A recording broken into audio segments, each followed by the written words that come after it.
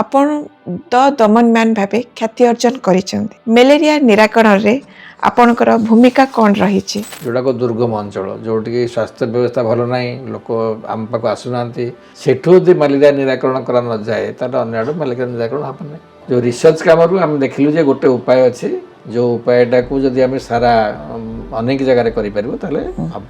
ଗୋଟେ ସରକାରଙ୍କ ତରଫରୁ ଗୋଟେ ପ୍ରୋଜେକ୍ଟ ପ୍ରପୋଜାଲ ଲେଖିକି ଦେଲୁ, ତା ନାଁ ହେଉଛି ଦମନ। ସରକାରଙ୍କ ତରଫରୁ ସେକ୍ରେଟାରୀ କହିଲେ ଯେ ଏଇ ପ୍ରପୋଜାଲ ତିଆରି କରିଦିଅ। ମନେ ମନେ ଆସିଲା, ସ୍ୱପ୍ନରେ ଆସିଲା ଦମନ।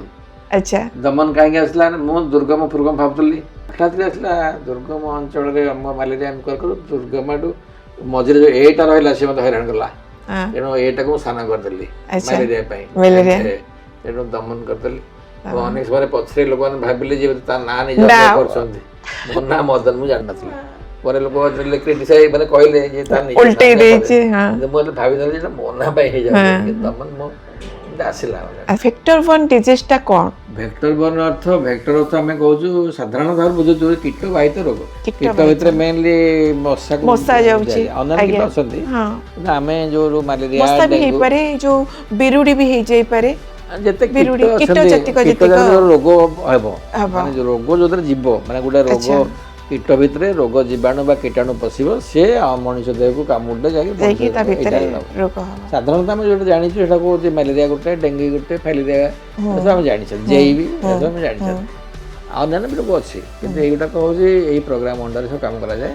ଦମନ ଚଳଚ୍ଚିତ୍ର ନିର୍ମାଣ ହେବାର ବହୁ ପୂର୍ବରୁ ଆପଣ WHO ଦ୍ୱାରା ବହୁତ ମାନେ ପ୍ରଶଂସିତ ହୋଇଛନ୍ତି ଆଉ ସମ୍ମାନିତ ମଧ୍ୟ ହୋଇଛନ୍ତି। କେମିତି ଥିଲା ସେତେବେଳର ଅନୁଭୂତି? ମୁଁ ବି ଆଶା କରୁନଥିଲି ଯେ ଗୋଟେ କାର୍ଯ୍ୟକ୍ରମଟା ଏତେ ଫଳପ୍ରଦ ହେବ ବୋଲି, କାରଣ ଆମେ ଏତେ ଏକ୍ସପେରିମେଣ୍ଟ କରୁଛୁ କେଉଁଟା ହେବ କେଉଁଟା ଲାଗିବ, କିନ୍ତୁ ଏଇ କାର୍ଯ୍ୟକ୍ରମଟା ଯେ ଫଳପ୍ରଦ ହେଲା ଏବଂ WHO ତାକୁ ରେକଗ୍ନାଇଜ୍ କଲା, ଗଭର୍ଣ୍ଣମେଣ୍ଟ ଅଫ୍ ଇଣ୍ଡିଆରୁ ବି ରେକଗ୍ନିସନ୍ ହେଲା, ICMR ରେକଗ୍ନିସନ୍ ହେଲା, ନିଜକୁ ଖୁସି ଲାଗିବ ଯେ ନିଜ କାର୍ଯ୍ୟକ୍ରମଟା ଗୋଟେ ସରକାରୀ କାର୍ଯ୍ୟକ୍ରମକୁ ଏତେ ଲୋକ ପସନ୍ଦ କଲେ, କାହା ଖୁସି ଲାଗିବ ନାହିଁ।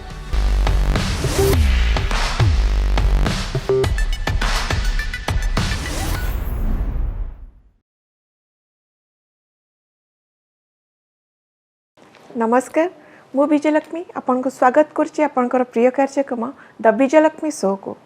आजिर जी अतिथि अछंती आपण हुएत तांको चेहरा सहित परिचित नथिबे, से किंतु तांको कर्म पई आम समस्तक पई अनेक प्रशंसा साउंटीचंती। दुर्गम अंचल रे ମ୍ୟାଲେରିଆ निराकरण किछि दिन पूर्व गोटे चलचित्र आसीथिला, जहा बहु महल रे अनेक प्रशंसा पाइथिला, जहार से थिले द रियल हीरो। चलंतु तांकरी मुहरु तांकरी संघर्षर कहानी सुनिबा। से होचंती डॉक्टर मदन मोहन प्रधान। सर नमस्कार। सर द विजयलक्ष्मी शो को आपन को स्वागत जनाउछे। प्रथमे सर केमती अछंती, कोन चलचे वर्तमान? भल अच्छी बर्तमान आम तो बर्तमान बयस होगा 64 वर्ष हो पहुँचले। बर्तमान मु तो अच्छी अनुगुल जिले में मुख्य चिकित्सा अधिकारी, माने CDMO जहाँ कहते, तेणु कार्यक्रम आ वर्ष तर रिटायरमेंट। सर आपन तो विभिन्न सामाजिक अनुष्ठान मानक काम करछंती, केमिति थिला सेतेबेलर अनुभूति आ अभिज्ञता आम दर्शक मान सहित टिके सर सेतेबेलर अनुभूति टिके शेयर करिवे? बहुत माने पिला दिन रु भी सामाजिक अनुष्ठान काम करथली एवं चाकरी माने जेतेबेले पाठ पढुथली भी मेडिकल पढुथली सेतेबेले भी माने जो थिला गोटे अनुष्ठान जन विज्ञान यात्रा करथले जे लोकमान के भीतर केमिति विज्ञान को प्रचार करा जाय परिबो। से समय डॉक्टर निखिल पटनायक जन थिले, तांको सागर मिसिकरी भी आम अनेक काम करथलु। तापरे भी मो भारत ज्ञान विज्ञान समिति गोटे थिला, सारा भारतवर्ष पर संपूर्ण साक्षरता अभियान कार्यक्रम करते। से चाकरी कलापर भी सरकार मत डेपुटेशन से पठे दिल्ली को, किंतु मैं ओडिशा काम करी एवं से समय भी संपूर्ण साक्षरता कार्यक्रम सहित अन्य कार्यक्रम आम जड़ित थिलु। स्वास्थ्य विज्ञान ये सब कथा जड़ित थिलु। आ सहित जड़ित होता बेले परवर्ती काल में भी बहुत वॉलंटियर से बाहर से वॉलंटियर बन बाहर मोर अनुभव अच्छी 1999 मसीह जो सुपर साइक्लोन होता से वॉलंटियर मान को मुझे एकाठी कर पारी, जो कि सरकार को बहुत साहय करते। परवर्ती काल में भी से रिहाबिलिटेशन कार्यक्रम अन्य कार्यक्रम बात्या अंचल कम कर बहुत सुनाम अर्जन कर भारत ज्ञान मेल समिति। जदि मुझे फुल टाइम नी भारत ज्ञान मेल समिति ତଥାପି ସେମାନଙ୍କୁ ସାହାଯ୍ୟ କରିପାରିଥିଲି ଏଇ କାର୍ଯ୍ୟକ୍ରମରେ ସହଯୋଗ କରିବା ପାଇଁ। ଆଉ ଅନେକ ଶିକ୍ଷା କ୍ଷେତ୍ର ସହିତ ଶିକ୍ଷା କେନ୍ଦ୍ର ପିଲାଙ୍କ ଶିକ୍ଷା ସହିତ ମୁଁ ଜଡ଼ିତ ଏକ୍ସପେରିମେଣ୍ଟାଲ ସ୍କୁଲ ମାନଙ୍କ ସାଙ୍ଗରେ ଏପର୍ଯ୍ୟନ୍ତ ସେ କାର୍ଯ୍ୟକ୍ରମ ଚାଲି ରହିଛି ଏବଂ ତା ଅନୁଯାୟୀ ବହିପତ୍ର ବି ଲେଖାଲେଖି କରେ। ସାର୍ ଡାକ୍ତର ହେବାର ନିଶାଟା ଛୋଟବେଳୁ ଥିଲା ନା ସମୟକ୍ରମେ କାହାର ପ୍ରେରଣା ଯୋଗୁଁ ଆପଣ ଡାକ୍ତର ହୋଇପାରିଥିଲେ? ପିଲାଦିନେ ଗୋଟେ କାମ ମୋର ମନେ ଅଛି, ମୋ ଗାଁ ଗୋଟେ ଏବେ ଏଇଟା ଖଣି ଅଞ୍ଚଳ ହେଇଯାଇଛି କିନ୍ତୁ ସେତେବେଳେ ଏଇଟା ଗୋଟେ ନିପଟ ଗାଁ ଥିଲା, ଏବେ ତ ସହର ଅଞ୍ଚଳ ଭଳିଆ ଦେଖାଯାଉଛି। ଆଜ୍ଞା ଆମ ସମୟରେ ଡାକ୍ତର ସେ ପାଖାପାଖି ନଥିଲେ, ଗୋଟେ ଛୋଟ ଡାକ୍ତରଖାନା ଥିଲା କୋଲ ମାଇନ୍ର। ଆମ ଗାଁରେ ଯାହାର କିଛି ଦେହ ପା ଖରାପ ହେଲେ ସେ ଜଣେ କମ୍ପାଉଣ୍ଡର ଆସନ୍ତି, ଆଜ୍ଞା ସେ କମ୍ପାଉଣ୍ଡର ଧଳା ପ୍ୟାଣ୍ଟ ଧଳା ସାର୍ଟ ପିନ୍ଧିକିରି ଆସନ୍ତି। ସେ ଆସିକିରି ଆମ ଗାଁରେ କାହାକୁ ଇଞ୍ଜେକ୍ସନ ଦିଅନ୍ତି, କାହାକୁ ଦିଅନ୍ତି, ସମସ୍ତେ ତାକୁ ରେସ୍ପେକ୍ଟ ଦିଅନ୍ତି ବହୁତ। ମୋର ଇଚ୍ଛା ହେଉଥିଲା ତାକୁ ସବୁ ଡାକ୍ତର ବୋଲି କହନ୍ତି, କମ୍ପାଉଣ୍ଡର କେହି କହନ୍ତିନି। ଆଜ୍ଞା ତେଣୁ ମୋର ଇଚ୍ଛା ହେଉଥିଲା ଏଇଭଳିଆ ଜଣେ ମୁଁ ଡାକ୍ତର ହେବି, ଲୋକମାନଙ୍କ ପାଖରେ ଯାଇ ସେବା କରିବି, ଇଞ୍ଜେକ୍ସନ ଦେବି, ଏମିତି ଗୋଟେ ଇଚ୍ଛା ଥିଲା। ଆଜ୍ଞା ପରବର୍ତ୍ତୀ କାଳରେ ମୋର ଟିକେ ଇଚ୍ଛା ବଦଳିଗଲା ବି। ଆଜ୍ଞା ନାଇଁ ମୁଁ ତାର ଦେଖିଲି ମୁଁ ଶିକ୍ଷକ ହେବି, ଆଜ୍ଞା କିନ୍ତୁ କୌଣସି ନା କେଉଁଠି ଦିଟା ଦ୍ୱନ୍ଦ୍ୱ ଭିତରେ ପଡ଼ିଲି, ଶିକ୍ଷକ ହେବି ନା ଡାକ୍ତର ହେବି। ଡାକ୍ତର ହେବେ। କିନ୍ତୁ ପରବର୍ତ୍ତୀ କାଳରେ ଡାକ୍ତରୀ ହେବା ପାଇଁ ଅଧିକା ଉତ୍ସାହ ପୁଣି ବଢ଼ିଲା। ପରବର୍ତ୍ତୀ କାଳରେ ଡାକ୍ତର ହେଲି କିନ୍ତୁ ଶିକ୍ଷକତାର ମୋହ ବି ଛାଡ଼ି ନାହିଁ।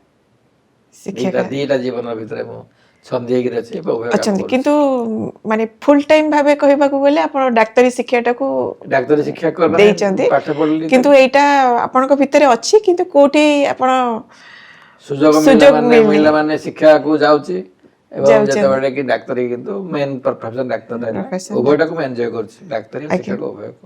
ଆପଣ ଯେଉଁ ପାଠ ପଢ଼ିଛନ୍ତି ମାଷ୍ଟର ଇନ୍ ଏପିଡର୍ମୋଲୋଜି, ଏଇଟା ସାର୍ FETP ଏହାର ଅର୍ଥ କ'ଣ? ଏଇଟା ଟିକେ ଆମ ଦର୍ଶକମାନଙ୍କୁ ବୁଝେଇକି କହିବେ କି ସାର୍? ଆମେ MBBS ପରେ ଆଜ୍ଞା ଅନେକ ହାୟର ଡିଗ୍ରୀ ଅଛି। ଆଜ୍ଞା ଏଇଟା ଗୋଟେ ମୁଁ ଯେତେବେଳେ ସୁପର ସାଇକ୍ଲୋନ୍ ପରେ ମୁଁ ସରକାର ମୋତେ ଗୋଟେ ଜାଗାରେ ସୁଯୋଗ ଦେଲେ କାମ କରିବା ପାଇଁ, ସେଇଟା ହେଉଛି ଗୋଟେ ସର୍ଭିଲାନ୍ସ ସିଷ୍ଟମ୍ କରିବା ପାଇଁ। ଯେଉଁଠି ବହୁତ ଗୁଡ଼ାକ ଇଣ୍ଟରନ୍ୟାସନାଲି ସେଇଟା ପ୍ରଚାର ହେଇଗଲା ଯେ ବହୁତ ଭଲ କାମ ଓଡ଼ିଶାରେ ହେଉଛି ସୁପର ସାଇକ୍ଲୋନ୍ ପରେ। ସେଥିପାଇଁ ମୋ ପାଖକୁ ଆସିଲା, ମୋତେ ଇନଭିଟେସନ୍ କରାଗଲା ହାୟର ଷ୍ଟଡି ପାଇଁ ଗୋଟେ କାମ ପଢ଼ିବା ପାଇଁ। ଏଇଟା ହେଉଛି WHO ସ୍ପନ୍ସର୍ଡ ଗୋଟେ ଷ୍ଟଡି, ଏଇ ଯେଉଁ ପାଠପଢ଼ା। ମାନେ ଏଇଟା ଆପଣଙ୍କର ନିଜସ୍ୱ ନାଇଁ ଏଇଟା ଗଭର୍ଣ୍ଣମେଣ୍ଟକୁ ଦିଆହେଇଥିଲା ଯେ, କିନ୍ତୁ ସେମାନେ ମୋତେ ବାଛିଲେ, ପ୍ରପୋଜାଲ ଦିଆଯାଇଥିଲା। ସେଥିରୁ ମୋତେ ବଛାଗଲା, ମୋତେ ଆଉ ଜଣଙ୍କୁ ବଛାଗଲା। ଆପଣଙ୍କୁ ସିଲେକ୍ସନ କରାଗଲା ହାୟର ଷ୍ଟଡି ପାଇଁ। ହାୟର ଷ୍ଟଡି ପାଇଁ ଯେଉଁ ହାୟର ଷ୍ଟଡି ହେଲା, ଏଇଟା କୁହାଯାଉଛି master in applied epidemiology. Master in applied epidemiology MA ଯୋଉଟା ହେଲା, ଆଜ୍ଞା FETP ହେଲା ଫିଲ୍ଡ ଏପିଡେମୋଲୋଜି ଟ୍ରେନିଂ ପ୍ରୋଗ୍ରାମ। ଆଜ୍ଞା ତେଣୁ ଏଇଟା ଆମର ଚେନ୍ନାଇରେ ଯେଉଁ ICMR ଇନଷ୍ଟିଚ୍ୟୁଟ୍ ଅଛି, ନ୍ୟାସନାଲ୍ ଇନଷ୍ଟିଚ୍ୟୁଟ୍ ଅଫ୍ ଏପିଡେମୋଲୋଜି, ଆଜ୍ଞା ସେଇଠି ଆମର କ୍ଲାସ୍ ପାଠପଢ଼ା ହେଲା। କିନ୍ତୁ ଆମକୁ ଯେଉଁ ୟୁନିଭର୍ସିଟି ଆମକୁ ଦେଲା, ସେ ଶ୍ରୀ ଚିତ୍ରା ୟୁନିଭର୍ସିଟି ଅଛି କେରଳରେ, ସେମାନେ ଆମକୁ ଦେଲେ ଆମର ସାର୍ଟିଫିକେଟ୍ ମାଷ୍ଟର ଇନ୍ ଏପିଡେମୋଲୋଜି। ଏଇଟା MPH କୋର୍ସ ଯେଉଁଟା କୁହାହେଉଛି, ତା ସହିତ ଇକ୍ୱିଭାଲେଣ୍ଟ କୋର୍ସ ଗୋଟେ। ଆଜ୍ଞା ଆକ୍ଚୁଆଲି ଆପଣଙ୍କ ପାଠର ଫିଲ୍ଡ ଅଫ୍ ଷ୍ଟଡିଟା କ'ଣ? ଆପଣ ଜାଣିଥିବେ ରୋଗ ହେଉଛି, ଆଜ୍ଞା ଆମେ କହୁଛୁ ଯେ ରୋଗ ନ ହେବା ପାଇଁ ପ୍ରିଭେନ୍ସନ୍ ଦରକାର, ରୋଗକୁ କେମିତି ନ ହେବ। ଆଜ୍ଞା ଏବଂ ସେଥିପାଇଁ ଅନେକ ତଥ୍ୟ ଯୋଗାଡ଼ କରିକିରି ତାକୁ ଆନାଲିସିସ୍ କରିକିରି ଜାଣିବାକୁ ପଡ଼େ କାହିଁକି ରୋଗ ହେଉଛି। ଆଜ୍ଞା ତେଣୁ ରୋଗ ନ ହେବା ପାଇଁ ଇଏ ଗୋଟେ ପାଠପଢ଼ା, ରୋଗ କେମିତି ନ ହେବ। ଏବଂ ଅନେକ ସମୟରେ ଆଉଟବ୍ରେକ୍ ହେଉଥିବେ, ଆପଣ ଜାଣିଥିବେ ଏବେ ତ ଗୋଟେ ଆଉଟବ୍ରେକ୍ ହେଲା, ଆପଣ କୋଭିଡ୍ ଆଉଟବ୍ରେକ୍ ହେଲା, ସାରା ପାଣ୍ଡେମିକ୍ ହେଇଗଲା। ଆଜ୍ଞା ଆଗରୁ କଲେରା ଆଉଟବ୍ରେକ୍ ହେଉଥିଲା, କେଉଁଠି ଟାଇଫଏଡ୍ କୋଉଠି କଲେରା ଆଉଟବ୍ରେକ୍ ହେଲା।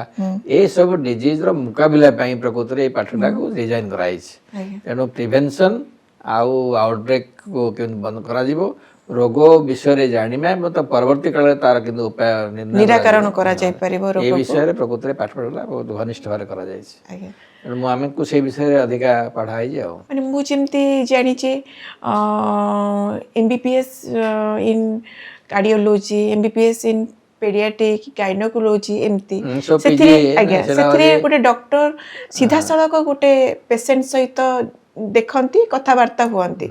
ଆକ୍ଚୁଆଲି ଏଇ ପାଠରେ କ'ଣ ମାନେ ସେଭଳି ସିଷ୍ଟମ ଅଛି ନା କ'ଣ ଦି ପ୍ରକାର କେମିତି କାମ ହେଉଛି, ଡାକ୍ତରୀ କରାଯାଏ? ଦି ପ୍ରକାର। ଆଜ୍ଞା ଗୋଟେ ହେଉଛି ଧର ମୁଁ ଆପଣଙ୍କୁ ଜଣଙ୍କୁ ଟ୍ରିଟମେଣ୍ଟ ଡାଇଗ୍ନୋସିସ୍ କରି ଟ୍ରିଟମେଣ୍ଟ କରିବି, ଆଜ୍ଞା ସେଇଟା ହେଉଛି ଜଣେ ଡାକ୍ତର ଯେଉଁମାନେ କ୍ଲିନିସିଆନ୍ ସେମିତି କରନ୍ତି। ଯେଉଁମାନେ ପବ୍ଲିକ୍ ହେଲ୍ଥର ପାଠ ପଢ଼ିଛନ୍ତି, ଧର ମୋର ଏଇଟା ପବ୍ଲିକ୍ ହେଲ୍ଥ ପାଠ, ପବ୍ଲିକ୍ ହେଲ୍ଥ ଅଛି। ସେମାନେ ଏକା ବେଳକେ ଅନେକ ଲୋକଙ୍କର ରୋଗ କେମିତି ଡାଇଗ୍ନୋସିସ୍ ହେବ, ତାକୁ ଟ୍ରିଟମେଣ୍ଟ କରେ, ସେଇଟା କାର୍ଯ୍ୟ କରନ୍ତି। ଆଚ୍ଛା ତେଣୁ ମୁଁ ଯଦିଓ ମୋ MBBS କ୍ୟାରିୟରରେ ଇଣ୍ଡିଭିଜୁଆଲ ପେସେଣ୍ଟ ଦେଖିଛି, ମୁଁ ଯେତେବେଳେ PSC ରେ ଥିଲି, CS ରେ ଥିଲି, ହଷ୍ଟେଲରେ ଥିଲି, ସେତେବେଳେ ରୋଗୀ ଦେଖୁଥିଲି। ଆଜ୍ଞା କିନ୍ତୁ ପରବର୍ତ୍ତୀ କାଳରେ ମୁଁ ଯେତେବେଳେ ଏଇ ପାଠଟା ପଢ଼ିଲି ମୁଁ ଦେଖିଲି ଯେ ମାନେ ଅଧିକାଂଶ ଲୋକକୁ କେମିତି ରୋଗ ନ ହେବ ସେଥିରେ ମୋ ମନୋନିବେଶ ବେଶୀ କରିଛି। ତେଣୁ ମୁଁ ପ୍ରୋଗ୍ରାମ ଯେଉଁଟା କହନ୍ତି ପବ୍ଲିକ ହେଲ୍ଥ ପ୍ରୋଗ୍ରାମ ସେଇଥିରେ ମୁଁ ଅଧିକାଂଶ ସମୟ ଦେଇଛି। ଆଜ୍ଞା ଆଉ ତେଣୁ ପୁରା ଡାଇରେକ୍ଟଲି ରୋଗୀ ମୋର ଇଚ୍ଛା ହେଲେ ଦେଖୁଛି କି ନା, କିନ୍ତୁ ମୁଁ ଆଗରୁ ଦେଖୁଥିଲି କିନ୍ତୁ ପରବର୍ତ୍ତୀ କାଳରେ ମୁଁ ପ୍ରୋଗ୍ରାମ ପାଇଁ ବହୁତ ସମୟ ଦେଇଛି। ଆଜ୍ଞା ପ୍ରାୟ କହିବାକୁ ଗଲେ ପାଖାପାଖି 35 ବର୍ଷରୁ ଉର୍ଦ୍ଧ୍ୱ ହେବ ଆପଣ ଓଡ଼ିଶା ସରକାରଙ୍କୁ ସେବା ଯୋଗାଇ ଆସୁଛନ୍ତି। ଏଥିରେ ଆପଣ କ'ଣ ଉପଲବ୍ଧି କରିଛନ୍ତି? ଏଥିରେ ମୁଁ ଉପଲବ୍ଧି ଅନେକ ସମୟରେ ଲୋକ କହନ୍ତି ଯେ ସରକାରଙ୍କ ଦ୍ୱାରା କିଛି ହେବନି, ସରକାରୀ ସୁବିଧା କିଛି ନାହିଁ। ଆଜ୍ଞା ମୋର ଉପଲବ୍ଧି ଅଛି ସରକାରୀ କଳଟା ବହୁତ ଲମ୍ବା, ବହୁତ ବଡ଼ କଳ, ଆଜ୍ଞା ଏବଂ ତା ଭିତରେ ଯଦି ଠିକ୍ ଭାବରେ ତୁମେ କାମ କରିବ ସରକାରୀ କଳ ବହୁତ କିଛି ଉପକାରକୁ ଆଣିପାରିବ। ଆଜ୍ଞା ଏବଂ ଅଧିକାଂଶ ଯଦି ତୁମେ ମନୋନିବେଶ କରିବ, ଆଜ୍ଞା ନିଜର ଲାଭ ପାଇଁ ବେଶୀ ଭାବିବ ତାହେଲେ ତୁମେ ଡିପ୍ରେସନ୍ ହେବ। କିନ୍ତୁ ନିଜର ଲାଭ ନାହିଁ, ସମାଜର କାମ ପାଇଁ ଯଦି ଭାବିବ ସରକାରୀ କଳରେ ତୁମେ ଅନେକ କିଛି କାମ କରିପାରିବ। ଏଇଟା ମୋର ବିରାଟ ଉପଲବ୍ଧି। କାରଣ ଯେଉଁ କେତେଟା କାମ ଓଡ଼ିଶାରେ କରାଯାଇଛି, ଯାହା ସାରା ବିଶ୍ୱରେ ବି ତାର ନାଁ ରହିଲା ଓଡ଼ିଶାର, ସରକାର ଚାହିଁଲେ ବୋଲି ହେଲା। ସରକାରୀ କଳ ଭିତରେ କେମିତି କାମ କରିବ ସେଇ ତରିକାଟା କାମ କରୁ କରୁ ମୁଁ ଶିଖିଛି। ଆଜ୍ଞା ଏବଂ ସେଇଥିରେ କିନ୍ତୁ ଲୋକମାନଙ୍କୁ ଇନଭଲ୍ଭ କରାଯିବ, ବ୍ୟୁରୋକ୍ରାଟ୍ କେମିତି ଇନଭଲ୍ଭ ହେବେ, ପଲିଟିକାଲ ଲୋକ ଫୋର୍ସ କେମିତି ଇନଭଲ୍ଭ ହେବ, ତଳ ଲେଭେଲର ୱାର୍କ ଫୋର୍ସ କେମିତି କାମ କରିବେ, ସେ ଅନୁଭବଟା ମୋର ଆସିଛି। ମୁଁ ଜାଣିଛି ଯେ ଯେଉଁ କଳଟାକୁ ସମସ୍ତେ ନିନ୍ଦା କରୁଛନ୍ତି ସେଇ କଳଟା ହିଁ କାମ କରିପାରିବ। ମୋଟାମୋଟି ଭାବେ କହିବାକୁ ଗଲେ ଆମେ ଯଦି ଭାବିବା ସ୍ୱାର୍ଥକୈନ୍ଦ୍ରିକ ହେଇଯିବା, ଖାଲି ମୋ ସ୍ୱାର୍ଥ ଦେଖିବି, ମୁଁ କେମିତି ଉପରକୁ ଉଠିବି, ସେ କଥା ଚିନ୍ତା ନ କରି ଆମେ ଯଦି ସାମାଜିକ ଦୃଷ୍ଟିକୋଣ ସମସ୍ତେ କେମିତି ଭଲରେ ରହିବେ ସେ କଥା ଯଦି ଆମେ ଚିନ୍ତା କରିପାରିବା ତାହେଲେ ସରକାରୀ କଳଟା ସରକାରୀଟା ବଢ଼ିଆ କାମ ଠିକ୍ କରିବ। ହଁ, ବୋଲି ଆମେ କହିପାରିବା। ଆଉ ଯଦି ମୁଁ କହିବି ମୋ ଦ୍ୱାରା ରୋଜଗାର କେତେ ହେଲା ଭାବୁଥିବି ତାହେଲେ କିଛି ମୋତେ ଭଲ ଲାଗିବନି। ଭଲ ଲାଗିବନି। ଏକ୍ସାକ୍ଟଲି ସାର୍, OMDSS ଓ IDSP ଏ ଦୁଇଟି କ'ଣ?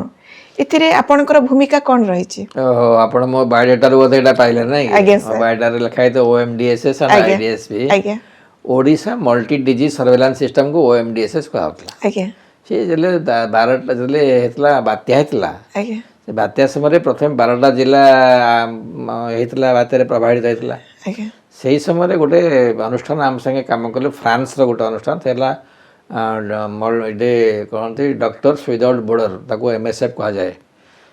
ସେମାନେ ଆସିକିରି ଆମକୁ ସାହାଯ୍ୟ କରିଥିଲେ। ଯେଉଁମାନେ ସେମାନେ କହିଲେ ଯେ ଏଇଭଳି ଦୁର୍ବିପାକ ସମୟରେ ଗୋଟେ ଡିଜିଜ୍ ସର୍ଭେଲାନ୍ସ ସିଷ୍ଟମ୍ କଲେ ଆମେ ଜାଣିପାରିବା, ରୋଗ ନିର୍ଣ୍ଣୟ କରିପାରିବା, ରୋଗକୁ କିନ୍ତୁ ଭଲ କରିପାରିବା, ମାନେ ରୋଗକୁ ଚିହ୍ନଟ କରି ସାଙ୍ଗେ ସାଙ୍ଗେ ତା'ର ନିରାକରଣ ନିରାକରଣ ଆଉଟବ୍ରେକ୍ ହେବ ନାହିଁ। ଆଜ୍ଞା ଯେଉଁଥିପାଇଁ ସେମାନେ, ମୁଁ ଯେତେବେଳେ ଅନେକ ଭଲେଣ୍ଟିୟରକୁ ନେଇକରି ଦୁର୍ବିପାକ ସମୟରେ କାମ କରୁଥିଲି, ଗଭର୍ଣ୍ଣମେଣ୍ଟରେ ଥିଲି କିନ୍ତୁ ବହୁତ NGO ସଂସ୍ଥା ମୋ ସାଙ୍ଗରେ କାମ କରୁଥିଲେ। ତେଣୁ ସରକାର ସେମାନେ ମୋତେ ବାଛି ନେଲେ ଅନ୍ୟମାନଙ୍କ ମାଧ୍ୟମରେ ଏବଂ ସରକାରଙ୍କ ପାଖରେ ହାଜର କଲେ ଯେ ଏଇ ଲୋକଟିକୁ ଦାୟିତ୍ୱ ଦେଲେ ସେ ସବୁ କରିପାରିବ। ଆଜ୍ଞା ତେଣୁ ମୁଁ ସେହି ସମୟରେ ସେଇ ଯେଉଁ କାମଟି ଆରମ୍ଭ ହେଲା ତାକୁ କୁହାହେଉଛି ଓଡ଼ିଶା ମଲ୍ଟି ସର୍ଭେଲାନ୍ସ ସିଷ୍ଟମ୍। ସିଏ ବର୍ଷେ 2 ବର୍ଷ 3 ବର୍ଷ ଏମିତି କାମ, ଭଲ କାମ ହେଲା, ଯଦ୍ୱାରା କି ସେ ମାନେ ତାକୁ ଇଣ୍ଟରନ୍ୟାସନାଲ ଲେଭେଲରେ ବି ଲୋକ ଜାଣିଲେ। ଆଜ୍ଞା ଏବଂ ପରବର୍ତ୍ତୀ କାଳରେ ଯେତେବେଳେ ଭାରତ ସରକାର ଏଇଭଳିଆ ଗୋଟେ କାର୍ଯ୍ୟକ୍ରମ କରିବା ପାଇଁ ଚାହିଁଲେ, ଆଜ୍ଞା ସେହି ସମୟରେ ଇଣ୍ଟିଗ୍ରେଟେଡ୍ ଡିଜିଜ୍ ସର୍ଭେଲାନ୍ସ ସିଷ୍ଟମ୍, ତାକୁ କହନ୍ତି IDSP, ସେ ଆରମ୍ଭ ହେଲା ସରକାର, ଭାରତ ସରକାର ଦ୍ୱାରା। ଆଜ୍ଞା ଏବଂ OMDSSର ମାନେ ଅନେକ ତା ଭିତରେ ଅବଦାନ ରହିଛି IDSP ତିଆରି କରିବାରେ। ଆଜ୍ଞା IDSP ହେଲା ବେଳକୁ ମୁଁ ନଥିଲି, କିନ୍ତୁ OMDSSରୁ IDSPର ଯେଉଁ ଟ୍ରାନ୍ସଫର୍ମେସନ୍, ସେଥିପାଇଁ WHO ତରଫରୁ ମୋତେ ଡାକିଥିଲେ ବି କହିବା ପାଇଁ କ'ଣ କେମିତି କଲେ ବୋଲି, ମୁଁ ତାଙ୍କୁ ଯାଇ କହିଥିଲି। ତା ପରବର୍ତ୍ତୀ କାଳରେ ଅନ୍ୟାନ୍ୟ ସଂସ୍ଥାମାନେ ଆସିକରି IDSP ସାରା ଭାରତ ପାଇଁ କରିଛନ୍ତି। ଆଜ୍ଞା OMDSS ଗୋଟେ ବ୍ୟାକଗ୍ରାଉଣ୍ଡ ପ୍ରଥମ କରି ଓଡ଼ିଶାରେ ଆରମ୍ଭ ହେଇଥିଲା, ଭାରତବର୍ଷରେ। ଆଜ୍ଞା ସାର୍, ଦମନ କ'ଣ? ଆପଣ ଦମନ ମ୍ୟାନ୍ ଭାବେ ଖ୍ୟାତି ଅର୍ଜନ କରିଛନ୍ତି। ମ୍ୟାଲେରିଆ ନିରାକରଣରେ ଆପଣଙ୍କର ଭୂମିକା କ'ଣ ରହିଛି? ଆଉ ଏ କାର୍ଯ୍ୟଟି କେତେ କଠିନ ଥିଲା? ଆପଣ ଯେଉଁ ଟିମ୍ ମେମ୍ବର ମାନଙ୍କୁ ନେଇକି କାର୍ଯ୍ୟ କରୁଥିଲେ, ସେମାନଙ୍କୁ କେମିତି କ'ଣ ଉତ୍ସାହିତ କରୁଥିଲେ? ମୁଁ ଯେତେବେଳେ ପାଠ ପଢ଼ିକିରି ଆସିଲି ବାହାରୁ, ଯେଉଁ କହିଥିଲି MAE FETP, ଆଜ୍ଞା ଆସିଲା ପରେ ସରକାର ମୋତେ ପ୍ରଥମେ ଗୋଟେ ପ୍ରୋଜେକ୍ଟର ଦାୟିତ୍ୱ ଦେଲେ। ସେ ପ୍ରୋଜେକ୍ଟଟା ବହୁତ ଉପରକୁ ଉଠିଲା, ସେଇଟା ଆଉ ଗୋଟେ ପ୍ରୋଜେକ୍ଟ, ଆଜ୍ଞା ମାନେ ସେ ପୁରା ତଳେ ପଡ଼ିଥିଲା, ତାକୁ ଉପରକୁ ବହୁତ ଉପରକୁ ଉଠିଲା ମୋ କାମ ଦାୟିତ୍ୱ ନେଲା ପରେ। ତାପରେ ସେମାନେ ମୋତେ ମ୍ୟାଲେରିଆରେ କାମ କରିବା ପାଇଁ କହିଲେ। ଆଜ୍ଞା ସେତେବେଳେ ମ୍ୟାଲେରିଆ ପ୍ରୋଗ୍ରାମ ଓଡ଼ିଶାରେ ଭଲ ଚାଲୁନଥିଲା, ମୋତେ ବି ଡର ଲାଗୁଥିଲା ଏ ପ୍ରୋଗ୍ରାମ କେମିତି, ମୁଁ ତା ଭିତରେ କ'ଣ କରିବି। ସେ କହିଲେ ତୁମେ ଟେକ୍ନିକାଲ ସପୋର୍ଟ ଦିଅ, ଆମେ ତୁମକୁ ତୁମକୁ ଡେପୁଟେସନ୍ ରଖିବୁ। ମୁଁ ସରକାର କହୁଛନ୍ତି କାମ କଲି ତାଙ୍କ ସାଙ୍ଗରେ, କିନ୍ତୁ ପ୍ରଥମେ ମୁଁ ବହୁତ ଦେଖିଲି ଯେ ବହୁତ ଭିଡ଼ କାମ ମ୍ୟାଲେରିଆ ଓଡ଼ିଶା ନିରାକରଣ କରିବା ପାଇଁ।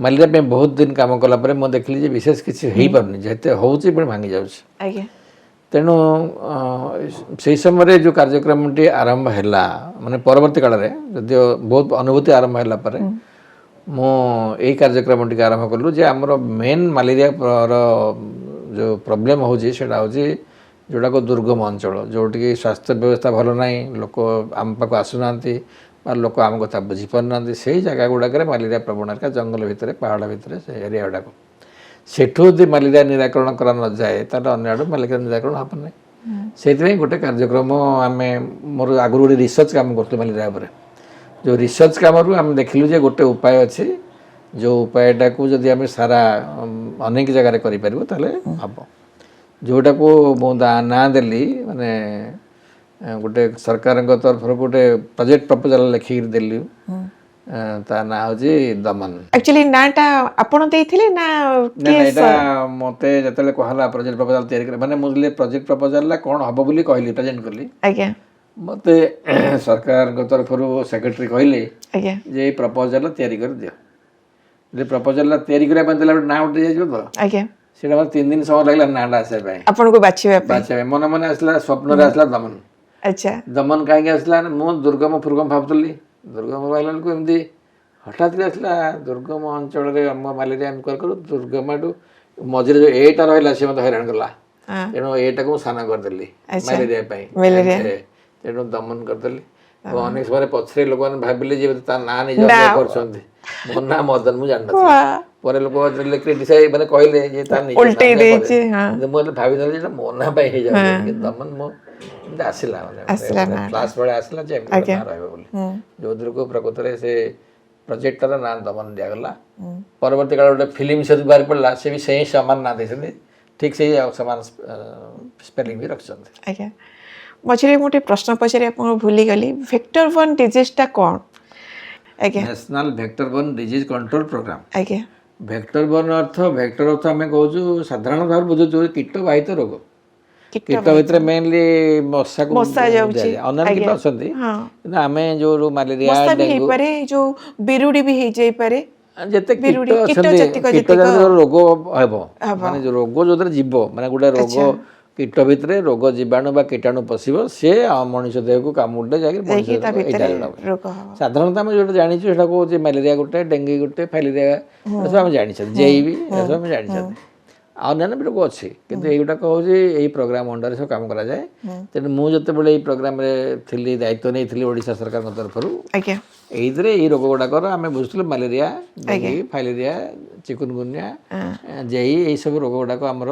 ସାଧାରଣତଃ ୟା ଅଣ୍ଡରରେ କାମ କରନ୍ତି ତାକୁ କୁହାଯାଏ NVVDCPର ପ୍ରୋଗ୍ରାମ ଏ ଯେଉଁ ଦୁର୍ଗମ ଅଞ୍ଚଳରେ ମ୍ୟାଲେରିଆ ନିରାକରଣ ଏଇ ପ୍ରୋଗ୍ରାମଟି କେତେ ପର୍ଯ୍ୟନ୍ତ ଚାଲିଥିଲା ଆଉ ଆପଣ କେଉଁ କେଉଁ ଅଞ୍ଚଳ ସବୁ ଦେଇ ଗତି କରିଛନ୍ତି ଆଉ ମାନେ ଯାଇଛନ୍ତି ବୁଲିଛନ୍ତି ଆଉ କେଉଁ କେଉଁ ପରିସ୍ଥିତି ଦେଇ ଗତି କରିଛନ୍ତି ମ୍ୟାଲେରିଆ ପ୍ରୋଗ୍ରାମ ବେଳେ ସାରା ଓଡ଼ିଶା ମୁଁ ବୁଲୁଥିଲି ଆଜ୍ଞା ସବୁ ଜିଲ୍ଲା ପ୍ରାୟ ବୁଲୁଥିଲି ଏବଂ ଯେତେବେଳେ 1917 ମସିହାରେ ଏଇଟା ଆରମ୍ଭ ହେଲା 1917 ମସିହାରେ ଯେତେବେଳେ ଆରମ୍ଭ ହେଲା ସେତେବେଳେ ପ୍ରଥମେ ଯେଉଁ ପ୍ରୋଜେକ୍ଟଟା ଆମେ ଦେଇଥିଲୁ 9ଟା ଜିଲ୍ଲା ପାଇଁ ଦେଇଥିଲୁ ଆଜ୍ଞା କିନ୍ତୁ ଆମ ପ୍ରୋଜେକ୍ଟ ପ୍ରପୋଜାଲ ଦେଖିଲା ପରେ ସରକାର ଯେଉଁ ଉଚ୍ଚସ୍ତରୀୟ ଅଫିସରମାନେ ବସିଲେ ସେ କହିଲେ ଏତେ ବଢ଼ିଆ ପ୍ରୋଜେକ୍ଟ କାହିଁକି 9ଟାରେ ହେବ ସାରା ଓଡ଼ିଶାର ଯଦି ଦୁର୍ଗମ ସବୁଠି କରାଯାଏ ତେଣୁ ଆମେ ପ୍ରୋଜେକ୍ଟ ପ୍ରପୋଜାଲଟାକୁ ଯେଉଁ 9ଟା ଜିଲ୍ଲା କରିଥିଲୁ ତାକୁ ସବୁ ଜିଲ୍ଲା ପାଇଁ ଆମେ କରାଇଲୁ ତେଣୁ 2017 ମସିହାରେ ଆରମ୍ଭ ହେଲା ଜୁନ୍ ପାଖାପାଖି ଆରମ୍ଭ ହୋଇଗଲା ଏବଂ ମୁଁ ସେତେବେଳେ ପ୍ରାୟ ଯେତେ ଧର କେଉଁଝରଠୁ ଆରମ୍ଭ କରି ମାଲକାନଗିରି ପର୍ଯ୍ୟନ୍ତ ଯେତେ ଦୁର୍ଗମ ଅଞ୍ଚଳ ଯୋଉଟା ପଏଣ୍ଟରେ ମୋତେ ଇଚ୍ଛା ହୁଏ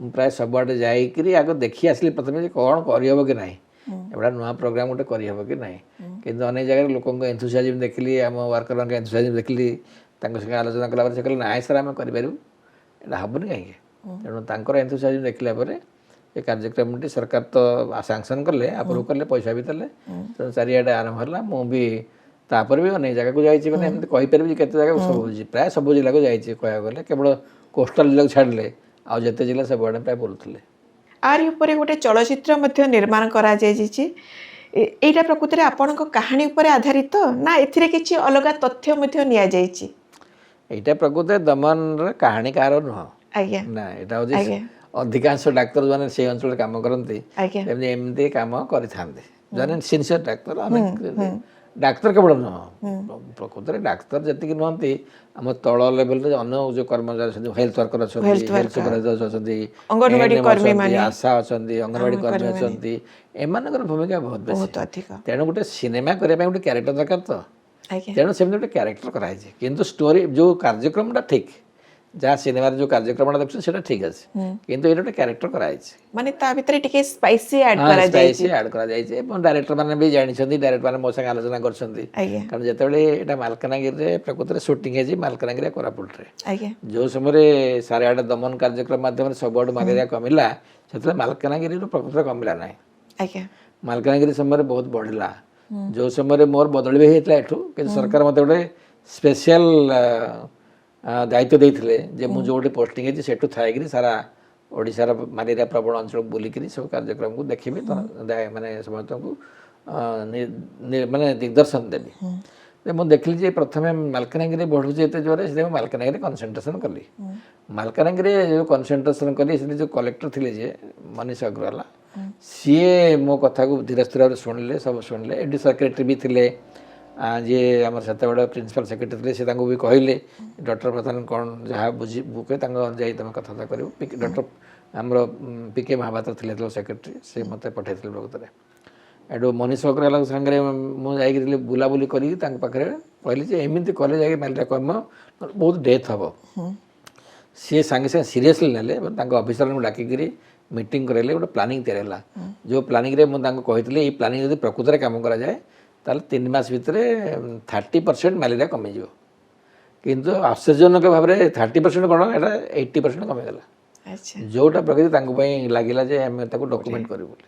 ଡକୁମେଣ୍ଟେସନ୍ ପ୍ରୋସେସରେ ଆମର ଡାଇରେକ୍ଟର ଜଣେ କରିଛନ୍ତି ଦମନ ଫିଲ୍ମ, ସେମାନେ ଯାଇଥିଲେ କରୁଥିଲେ। ଆଚ୍ଛା ପରବର୍ତ୍ତୀ କାଳରେ ଡକୁମେଣ୍ଟେସନ୍ରୁ ଫିଲ୍ମ ବାହାରିଯାଇଛି। ଫିଲ୍ମ ତେଣୁ ଫିଲ୍ମରେ ଗୋଟେ ଷ୍ଟୋରି ତ ମିଶାଇବାକୁ ପଡ଼ିବ, ନିହାତି ଭାବରେ ତେଣୁ ତାଙ୍କ ଡକୁମେଣ୍ଟେସନ୍ ଏବଂ ଆଉ କିଛି ଷ୍ଟୋରି ମିଶାଇକି ସେମାନେ କରିଛନ୍ତି। ମୋ ସାଙ୍ଗେ ସେମାନେ ଆଲୋଚନା କରିଛନ୍ତି, ନା ଦ୍ୱାରା ଆଲୋଚନା କରନା, ସେମିତି ଆମ ଘରକୁ ବି ଆସିଛନ୍ତି, ଆଲୋଚନା କରିଛନ୍ତି। ସେମାନେ ବି କହିଛନ୍ତି ଆମେ ଗୋଟେ ଫିଲ୍ମ କରିବା ପାଇଁ ଯିବୁ। ମୁଁ କହିଲି ଫିଲ୍ମ କଲେ ଲାଭ ହେବ କି ନାହିଁ ମୁଁ ଜାଣିନି, ଯଦି ଇଚ୍ଛା କରୁଛ କର। ଏବଂ ଗୋଟେ ଭଲ କଥା ହେଲା ଯେ ଦମନ ଗୋଟେ ପ୍ରୋଗ୍ରାମ, ବୋଧେ ପବ୍ଲିକ ହେଲ୍ଥ ପ୍ରୋଗ୍ରାମରୁ ଗୋଟେ ଫିଲ୍ମ ହେବା ଏଇଟା ରେୟାର ସାଧାରଣ। ନିଶ୍ଚିତ ଭାବରେ। ଏମିତି ପ୍ରାୟ ଫିଲ୍ମ ବିଶ୍ୱ ପୃଥିବୀରେ ମୁଁ ତା ଜାଣିନି। ପୁଣି ଏତେ ଦୂର ଗୋଟେ ପ୍ରଶଂସା ସାଉଁଟିବା ସିଏ ବି ଗୋଟେ ବହୁତ ମାନେ ସେଇଟା ରେୟାର। ମୁଁ ବି ଆଶା କରୁନଥିଲି ଯେ ଫିଲ୍ମଟା ମାଇଲେଜ ନ ହେବ ବୋଲି, ନିହାତି କିନ୍ତୁ ଇଏ ହଠାତ୍ କରି ପୁରା ଆକାଶରେ ଉଡ଼ିଲା। ମୁଁ ତାଙ୍କୁ ଧନ୍ୟବାଦ ପରାଇଦେଲି ଯେ ତମେ ଭାବିଥିବ କି ନାହିଁ, କିନ୍ତୁ ଏମିତି ହେଇଗଲା। ସେମାନେ ବି ନିଜେ କହିଲେ ଆମେ ଭାବିନଥିଲୁ। ସାର୍ ଏଇଠୁ ମୁଁ ଗୋଟେ ଆପଣଙ୍କୁ ଟିକେ ଇଣ୍ଟରପ୍ଟ କରିବି। ଏ ସମୟରେ କ'ଣ ହେଇଥିଲା, ଆପଣ କାହିଁକି ଏତେ କ୍ୟାମେରା ସାମ୍ନାକୁ ଆସୁନଥିଲେ? ଏଇ ଚଳଚ୍ଚିତ୍ର ଯେତେବେଳେ ରିଲିଜ ହେଲା ଆପଣ ସେତେବେଳେ କୋଉଠି ଥିଲେ, କାହିଁକି ଏତେ କ୍ୟାମେରା ସାମ୍ନାକୁ ଆସୁନଥିଲେ? ମୁଁ ଜଣେ ସରକାରୀ କର୍ମଚାରୀ ଆଜ୍ଞା ହେଲା, ଆଜ୍ଞା କୌଣସି କାମକୁ ସରକାରୀ ଅନୁମୋଦନ ଦରକାର, କ୍ୟାମେରା ସାମ୍ନାକୁ ମୁଁ ଯିବି। ଦମନ ଗୋଟେ କାର୍ଯ୍ୟକ୍ରମ, ଆମର ସରକାରୀ କାର୍ଯ୍ୟକ୍ରମ। ଆଜ୍ଞା ଠିକ୍ ସେଇ ସମୟରେ ସେମାନେ ମୋତେ ଇନଭାଇଟ୍ କରିଥିଲେ ଫିଲ୍ମ ହଲ୍କୁ ଆସିବା ପାଇଁ ଏବଂ ସେଠି ଫିଲ୍ମ ପାଖରେ ସେମାନେ ଇନାଗୁରେସନ୍ କରିବେ ବୋଲି। କିନ୍ତୁ ମୁଁ ତାଙ୍କୁ କହିଲି ମୁଁ ସେଇ ସମୟରେ ଥିଲି ପ୍ରକୃତରେ ଆମେରିକାରେ।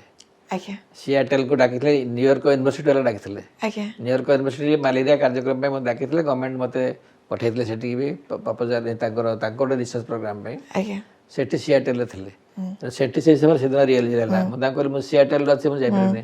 ତାପରେ ସେମାନେ କହିଲେ ନାହିଁ ସାର୍ ଆପଣ ସେଠି ଭିଡ଼ିଓରେ କରିବେ। ମୁଁ କହିଲି ଭିଡ଼ିଓ କରିବାକୁ ହେଲେ ମୋତେ ସରକାରୀ ଅନୁମୋଦନ ଦରକାର, ମୁଁ ସେମିତି କରିପାରିବି ନାହିଁ। ଫଳରେ ମୁଁ ଆଉ କ୍ୟାମେରା ସାମ୍ନାକୁ ଆସିଲି ନାହିଁ। ଆଜ୍ଞା ସାର୍ ଏ ଚଳଚ୍ଚିତ୍ର ନିର୍ମାଣ ହେବା ପରେ ମଧ୍ୟ ଆପଣ ବହୁତ ମାନେ ରାଜ୍ୟ ଆଉ ଜାତୀୟ ସ୍ତରରେ ପ୍ରଶଂସିତ ହୋଇଛନ୍ତି ନା ହୋଇନାହାନ୍ତି? ଦମନ ନାଇଁ ପ୍ରଶଂସିତ ହେଇଛି ଯେ ଲୋକମାନେ ମୋତେ ମାନେ ଏମିତି ବିଭିନ୍ନ ଫୋରମରେ ପ୍ରଶଂସା କରାଯାଇଛି। ଆଜ୍ଞା କାରଣ ଦମନ କାର୍ଯ୍ୟକ୍ରମରେ ଆଗରୁ ଥିଲା, ଲୋକମାନେ ଆଗରୁ ଦମନ ଜାଣିଥିଲେ। ହଁ ସେଇଥିରେ ଗୋଟେ ଫିଲ୍ମ ହେଲା, ସେମାନେ ବି ଖୁସି। ସେମାନେ ଭାବୁଥିଲେ ବୋଧେ ମାନେ ଆନୁଷ୍ଠାନିକ ଭାବରେ ଯଦି ପ୍ରଶଂସା ମୁଁ ପାଇନି, ବ୍ୟକ୍ତିଗତ ଭାବରେ ଫୋରମରେ ପ୍ରଶଂସା ବହୁତ ପାଇଛି। ଆଜ୍ଞା କିନ୍ତୁ ଦମନ ଫିଲ୍ମ ହେବା ପୂର୍ବରୁ ଦମନ କାର୍ଯ୍ୟକ୍ରମ ପାଇଁ ମୋତେ ICMR ହେଡ଼କ୍ୱାର୍ଟର ଡାକିଛନ୍ତି, ଆଜ୍ଞା WHO ଡାକିଛନ୍ତି। ମାନେ ଇଭେନ୍ ଆପଣ ଜାଣିଥିବେ କି ନାହିଁ, ଯେଉଁ ହଠାତ୍ କରି ଆଫ୍ରିକାରେ ହେଲା ମୋଜାମ୍ବିକରେ ତାଙ୍କର WHOର ଆନୁଆଲ୍ କନଫରେନ୍ସ, ହଠାତ୍ ରାତିରେ ମୋତେ ଫୋନ୍ ଆସିଲା ମୋତେ ଯିବା ପାଇଁ। ସେମାନେ ଗଭର୍ଣ୍ଣମେଣ୍ଟରୁ ଅନୁମୋଦନ ଆମର ମିଳିଲା ଏବଂ ସେମାନେ ଯିବା ଆସିବା ଖର୍ଚ୍ଚ ସବୁ ଦେଲେ। ମୁଁ ଯାଇ ସେଠି ବି ଯାଇକରି ଆମର ଏଇ ଯେଉଁ କାର୍ଯ୍ୟକ୍ରମଟି ଚାଲିଛି ଗୋଟେ ତାକୁ ପ୍ରେଜେଣ୍ଟ କରିଥିଲି। ତାପରେ ICM ମୁଁ ସେଠୁ ଫେରିଲା ପରେ ବି କିଛି ଦିନ ପରେ ICMR ହେଡ଼କ୍ୱାର୍ଟର ଆସି ସେମାନେ ଡାକିଲେ ତେଣୁ ଅନେକ ଜାଗାରେ ମୁଁ ତାପରେ ପ୍ରେଜେଣ୍ଟ କରିଛି ଯେ କ'ଣ କାର୍ଯ୍ୟକ୍ରମଟା ହେଇଛି। ଦମନ ଫିଲ୍ମ ଉପରେ ମୁଁ କରିନାହିଁ, ଦମନ କାର୍ଯ୍ୟକ୍ରମରେ କରିଛି। ଆଜ୍ଞା ମୁଁ ସେଇ କଥା ସାର୍ ପଚାରିବା ପାଇଁ ଚାହୁଁଛି ଦମନ ଚଳଚ୍ଚିତ୍ର ନିର୍ମାଣ ହେବାର ବହୁ ପୂର୍ବରୁ ଆପଣ WHO ଦ୍ୱାରା ବହୁତ ମାନେ ପ୍ରଶଂସିତ ହୋଇଛନ୍ତି ଆଉ ସମ୍ମାନିତ ମଧ୍ୟ ହୋଇଛନ୍ତି। କେମିତି ଥିଲା ସେତେବେଳର ଅନୁଭୂତି? ନିଶ୍ଚିତ ଭାବରେ ଯେତେବେଳେ ତମେ ମୁଁ ବି ଆଶା କରୁନଥିଲି ଯେ ଗୋଟେ କାର୍ଯ୍ୟକ୍ରମଟା ଏତେ ଫଳପ୍ରଦ ହେବ ବୋଲି, କାରଣ ଆମେ ଏତେ ଏକ୍ସପେରିମେଣ୍ଟ କରୁଛୁ କୋଉଟା ହେବ କୋଉଟା ଲାଗିବ, ଆଜ୍ଞା କିନ୍ତୁ ଏଇ କାର୍ଯ୍ୟକ୍ରମଟା ଯେ ଫଳପ୍ରଦ ହେଲା ଏବଂ WHO ତାକୁ ରେକଗ୍ନାଇଜ୍ କଲା, ଗଭର୍ଣ୍ଣମେଣ୍ଟ ଅଫ୍ ଇଣ୍ଡିଆରୁ ବି ରେକଗ୍ନିସନ୍ ହେଲା, ICMR ରେକଗ୍ନିସନ୍ ଆସିଲା, ନିଜକୁ ଖୁସି ଲାଗିବ ଯେ ନିଜ କାର୍ଯ୍ୟକ୍ରମଟା ଗୋଟେ ସରକାରୀ କାର୍ଯ୍ୟକ୍ରମକୁ ଏତେ ଲୋକ ପସନ୍ଦ କଲେ, କାହା ଖୁସି ଲାଗିବ ନାହିଁ। ମୁଁ ନିଜ କାମ କରୁଛି ନୁହେଁ, ଏଇଟା ପୁରା ସରକାରଙ୍କ କାର୍ଯ୍ୟକ୍ରମ, ସରକାର ନିଜେ ତାକୁ ଅନୁମୋଦନ କରିଛନ୍ତି। ମୁଁ ହେଉଛି ତାର ଗୋଟେ ମଝିରେ ଛିଡ଼ା ହେଲା ଭଳିଆ ଖୁଣ୍ଟ ଭଳିଆ ଡ୍ରାଇଭିଂ ଫୋର୍ସ, ତା ନିଜେ ତାକୁ କେମିତି ଗାଇଡ଼ କରୁଥିଲି, ଏମ୍ କରାଯିବ ପ୍ଲାନିଂ କରୁଥିଲି, ଇମ୍ପ୍ଲିମେଣ୍ଟେସନ୍ କେମିତି ହେବ, ଲୋକଙ୍କୁ ମଜେଇକି ରଖିବାକୁ ପଡ଼ିବ, ମୋଟିଭେଟ୍ କରିବାକୁ ପଡ଼ିବ, ଏଇଟା କରୁଥିଲି। ତେଣୁ ନିଶ୍ଚିତ ଖୁସି ଲାଗିବ, ଖୁସିରେ କାହିଁକି ଲାଗିବ ନାହିଁ। ଆଉ ଆଫ୍ରିକାରେ ଯେତେବେଳେ ମୋତେ ସେଇ କଥା ପଚାରିଲେ, 10ଟା କଣ୍ଟ୍ରିକି ଡାକିଲେ, ମୁଁ କ'ଣ ଆମେ କ'ଣ କରୁଛୁ ଶୁଣିବା ପାଇଁ, ମୋତେ ବହୁତ ଖୁସି ଲାଗିଲା ଯେ 10 କଣ୍ଟ୍ରିକୁ ସେମାନେ ଡାକିଲେ ମୋ ପାଇଁ କେବଳ ସତ୍ୟତା ମାନେ ମୁଁ ଫ୍ଲାଇଟ୍ ଟାଇମ୍ ହେଉଛି କହିଲେ ଆପଣ 1 ଆୱାର ତାଙ୍କୁ କହିକି ଯିବେ, ମୁଁ 1 ଆୱାର ତାଙ୍କ ପାଇଁ କହିଲି, ଭଲ ଲାଗିଲା ମୋତେ ସେତେବେଳେ। ଏ ଯେଉଁ ଏଣ୍ଟାୟାର ଦମନ ପ୍ରୋଜେକ୍ଟଟା ଚାଲିଛି ତାର ଶ୍ରେୟଟା ଆପଣ କାହାକୁ ଦେବା ପାଇଁ ଚାହିଁବେ? ଓଡ଼ିଶା ସରକାରଙ୍କୁ ନା କୌଣସି ଟିମ୍? ସେଇଟା ଶୁଣନ୍ତୁ, ଏଠି ଶ୍ରେୟ ବହୁତ ଲୋକଙ୍କୁ ଦିଆଯିବ, ଆଜ୍ଞା କାରଣ ଯେଉଁ ଟେକ୍ନିକାଲ ଲୋକ ସାଇଣ୍ଟିଫିକ ଲୋକମାନେ ମୋ କଥା ଶୁଣିଲେ ଆଗ ଏମିତି ଗୋଟେ କଥା ହେଇପାରିବ, ଆଜ୍ଞା ସେମାନେ ୟାକୁ ମାନେ କଥାଟାକୁ ଯିଏ ଆପ୍ରୁଭାଲ ପ୍ରଥମେ ଯିଏ ଆଗ କହିଲେ ଯେ ହଁ ହେଇପାରିବ ଆପ୍ରୁଭାଲ ଦେବେ, ତାଙ୍କୁ ଧନ୍ୟବାଦ ଦେବି। ଆଜ୍ଞା ସରକାରଙ୍କ ପାଖରେ ଯେଉଁ ମାନେ ମୁଁ ଯେତେବେଳେ କହୁଛି ଯାଇକରି ମୋ ସାଙ୍ଗରେ ଯେଉଁମାନେ ଅଫିସର ମାନେ ଥିଲେ ତାଙ୍କୁ ଯାହା ସାହାଯ୍ୟ କରିଛନ୍ତି ତାଙ୍କୁ ଧନ୍ୟବାଦ ଦେବି। ସରକାର ଶୁଣିକିରି ଆପ୍ରୁଭ କରିବା ଏଇଟା ବଡ଼ ଧନ୍ୟବାଦ, ସବୁଠାରୁ ସେଇଟା ବଡ଼ ଜିନିଷ। ତାପରେ ଏଇଟାକୁ ଫିଲ୍ଡ ଲେଭେଲରେ ଯେତେ ୱାର୍କର ଅଛନ୍ତି, ମୋର ଡିଷ୍ଟ୍ରିକ୍ଟ ଲେଭେଲ ଅଫିସର ମାନେ ବନ୍ଧୁ, ତଳ ଲେଭେଲ ଅଫିସର, ମୋର ଯେତେ ୱାର୍କର ଅଛନ୍ତି, ମୁଁ କହିବି ହେଲ୍ଥ ୱାର୍କର ଅଛନ୍ତି, ହେଲ୍ଥ ସୁପରଭାଇଜର ଅଛନ୍ତି, ଆଶା ଅଛନ୍ତି, ଅଙ୍ଗନବାଡ଼ି ୱାର୍କର ଅଛନ୍ତି, ତା ବାଦ ବି ଗାଁ ଲୋକମାନେ ଯେଉଁ ମିଶିଲେ, ଇଭିନ୍ ଅନେକ ଜାଗାରେ panchayat raj institution, sarpanch, ward member, ସେମାନେ ଅନ୍ୟ ଡିପାର୍ଟମେଣ୍ଟ ବିଡ଼ିଓଠୁ ଆରମ୍ଭ କରିକିରି କଲେକ୍ଟର ପର୍ଯ୍ୟନ୍ତ ଏଇ ସମସ୍ତେ ମିଶିଲେ ନା, ତେଣୁ ଶ୍ରେୟ କାହାକୁ ଦେବି? ଶ୍ରେୟ ସମସ୍ତଙ୍କୁ ଦେବା ପାଇଁ ଚାହିଁବି। ବହୁତ ଦିନ ପୂର୍ବରୁ ମୁଁ ଗୋଟେ ଆର୍ଟିକେଲଟେ ପଢ଼ିଥିଲି ଆପଣଙ୍କର, ବୋଧହୁଏ ଆପଣଙ୍କର ମା' ବୋଧହୁଏ ମ୍ୟାଲେରିଆରେ ଦେହାନ୍ତ କରିଥିଲେ, ଯେଉଁଟାକି ଡକ୍ଟରମାନେ ପ୍ରପର ଡାଇଗ୍ନୋସିସ୍ କରିପାରୁନଥିଲେ, ତାକୁ ବ୍ରେନ୍ ମ୍ୟାଲେରିଆ ଏମିତି କ'ଣ ଭାବିକି ଇଏ କରିଥିଲେ। ତା ପରଠାରୁ ବୋଧେ ଆପଣଙ୍କର ବେଶୀ ମ୍ୟାଲେରିଆ ପ୍ରତି ଇଚ୍ଛା ଶକ୍ତି ବଢ଼ି ଯାଇଥିଲା କି ପାଠ ପଢ଼ିକି ତା ଉପରେ ବେଶୀ ରିସର୍ଚ୍ଚ କରିବା ପାଇଁ?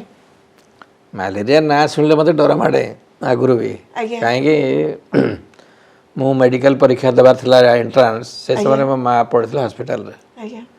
ପରବର୍ତ୍ତୀ କାଳରେ ମୁଁ ଛୋଟ ପିଲା ଥିଲି, ସେତେବେଳେ 17-18 ବର୍ଷ ପିଲା ଥିଲା ନା, ସେ ଆମ ଗାଁ ପାଖରେ ଯେଉଁ ଡାକ୍ତର ସେଇଠି ସେମାନେ ଟ୍ରିଟମେଣ୍ଟ କରୁଥିଲେ, ସେମାନେ କହିଲେ ଏଇଟା ବ୍ରେନ୍ ମ୍ୟାଲେରିଆରେ ଚାଲିଗଲେ ବୋଲି। ମା' ସେତେବେଳେ ଚାଲିଗଲା ପରେ ମୁଁ ପରୀକ୍ଷା ଦେଇତେ ପାଇଲିନି, ଆଉ କିନ୍ତୁ ଘରେ ଗୋଟେ ବିରାଟ ଡିଷ୍ଟର୍ବାନ୍ସ ଆମର ରହିଗଲା, ମାନେ ହୋଲ୍ ଘରଟା।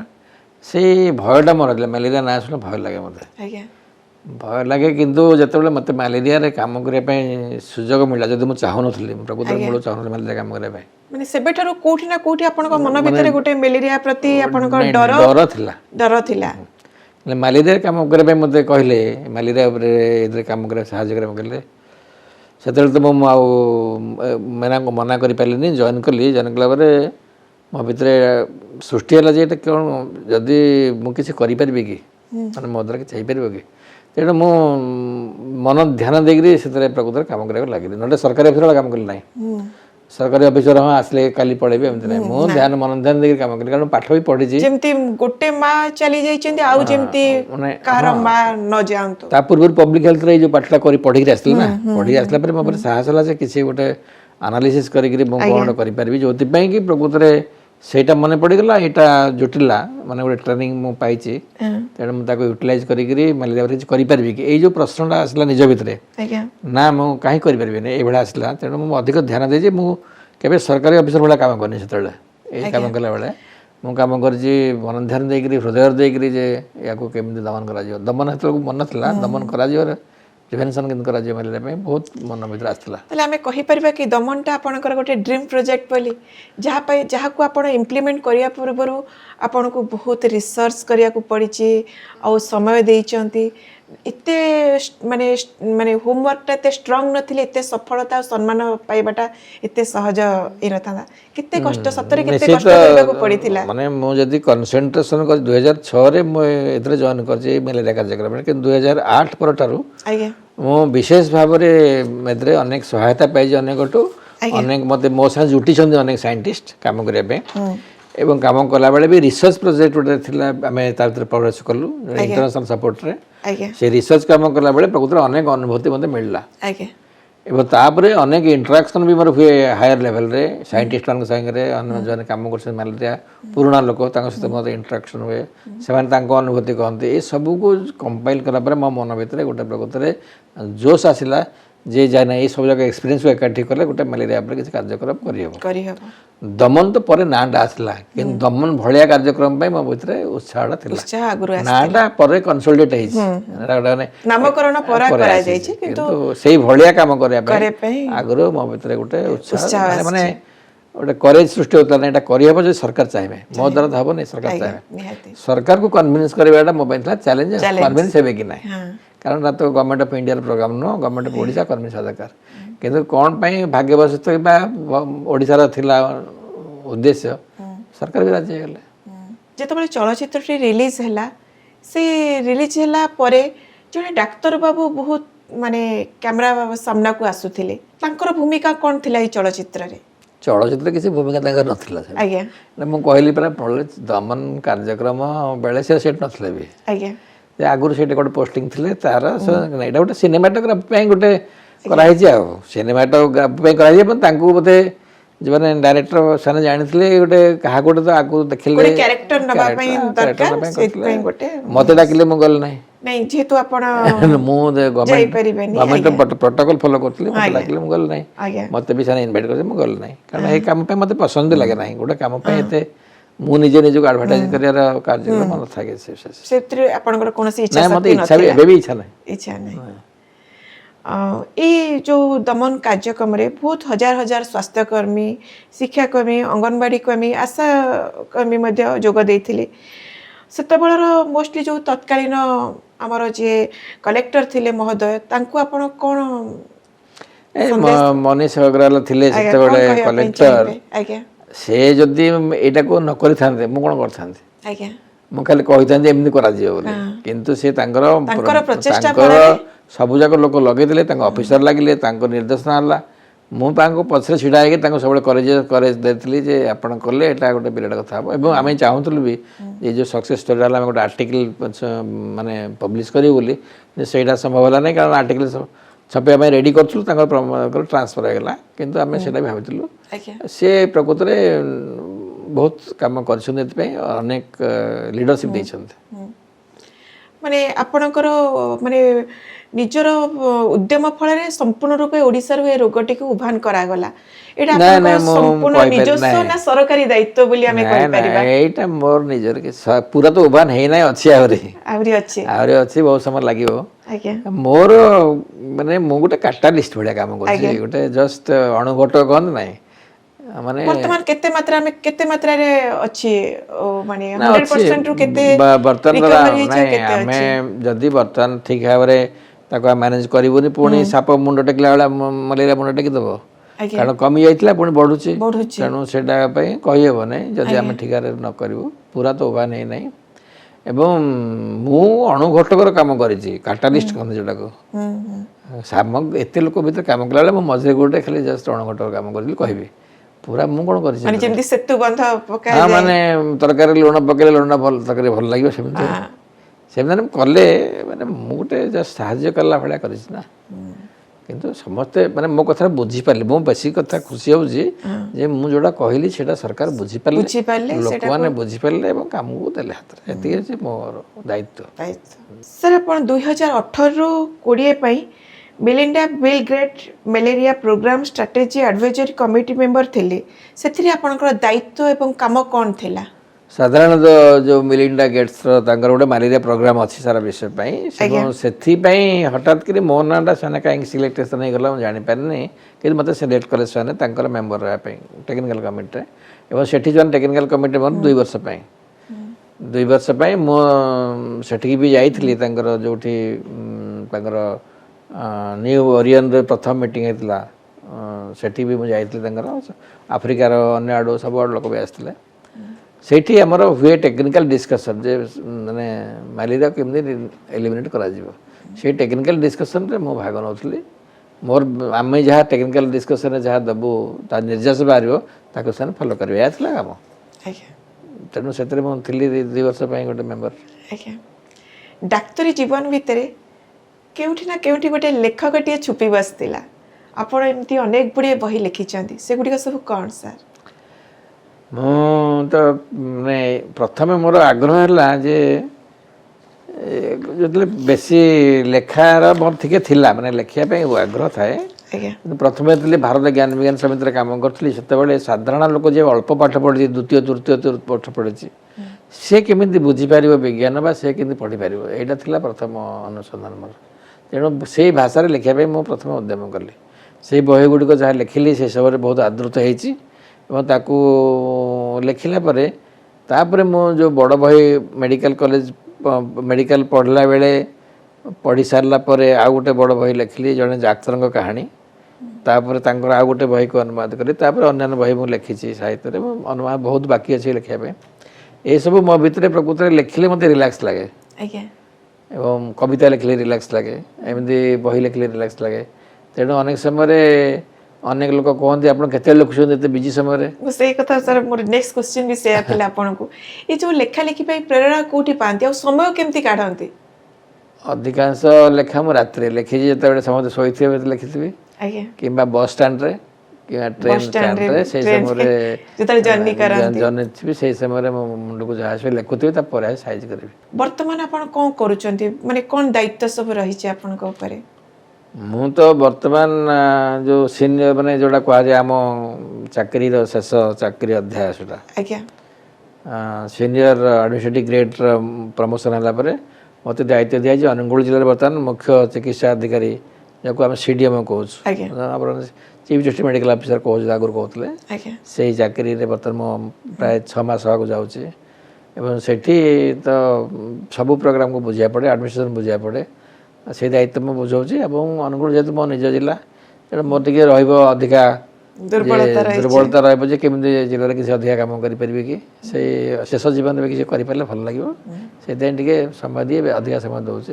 ଘରକୁ ବେଶୀ ଆସେ ନାହିଁ ଏଠି ରହିଛି କାମ କରୁଛି ସେ ଗୋଟେ ସାଧାରଣ ଲୋକକୁ ମଶା କାମୁଡ଼ିଲେ ସେ କ'ଣ ସାବଧାନତା ଅବଲମ୍ବନ କରିବା ଉଚିତ ମଶା ବିଭିନ୍ନ ପ୍ରକାର ଅଛନ୍ତି ଆଜ୍ଞା ଲୋକଙ୍କୁ ମଶା ଦିନ ବେଳା ଗୋଟେ ମଶା କାମୁଡ଼ୁଛନ୍ତି ରାତିରେ ମଶା କାମୁଡ଼ୁଛନ୍ତି ସନ୍ଧ୍ୟାବେଳେ ମଶା କାମୁଡ଼ୁଛନ୍ତି ଏବଂ କେତେକ ମଶା ଆଦୌ ରୋଗ କରିପାରନ୍ତିନି ସେମାନେ ଆପଣଙ୍କୁ କାମୁଡ଼ିକି ହନ୍ତସନ୍ତ କରନ୍ତି ତାଙ୍କୁ ଯଦି ଆପଣ ଯଦି ଫୁଲ୍ ଡ୍ରେସ୍ ପିନ୍ଧିଥିବେ କି ଆପଣ ଅଏଲି ଜିନିଷ ଆପଣ ଜାଗାରେ ମାରିଥିବେ ମଶା କାମୁଡ଼ି ପାରେନି ସାଧାରଣତଃ ଆଜ୍ଞା କିନ୍ତୁ ସବୁବେଳେ ତ ଲୋକ ସେମିତି କରିପାରିବେନି ସବୁବେଳେ ତାଙ୍କ ଖରା ଦେହ ରହୁଛି ମଶା କାମୁଡ଼ିବେ କେତେ ନା କେତେ କିନ୍ତୁ ଏ ମଶାମାନେ ସବୁ ରୋଗ କରନ୍ତି ନାହିଁ ସାଧାରଣତଃ ରାତିରେ ଅଧିକାଂଶ ମଶା ଯେଉଁମାନେ କାମୁଡ଼ନ୍ତି ମ୍ୟାଲେରିଆ ଯେଉଁମାନେ କରୁଛନ୍ତି ସନ୍ଧ୍ୟାବେଳେ ସେଇ ସମୟରେ ମ୍ୟାଲେରିଆ ମଶାର ଭୟ ଥାଏ ଫାଇଲେରିଆ ମଶାର ଭୟ ଥାଏ ସଞ୍ଜବେଳେ ବି ଯିଏ ମଶା ଯିଏ କରୁଛି ତାର ଭୟ ଥାଏ ସେଇ ସମୟଟା ମୁଁ କହିବିନି ସମସ୍ତେ ଯଦି ମଶାରୀ ଭିତରେ ଶୋଇବାକୁ ଆରମ୍ଭ କରିବେ ମଶାରୀ ଭିତରେ ସନ୍ଧ୍ୟାବେଳେ ତ ପସିବଲ ନୁହେଁ ସନ୍ଧ୍ୟାବେଳେ ତ ନୁହଁ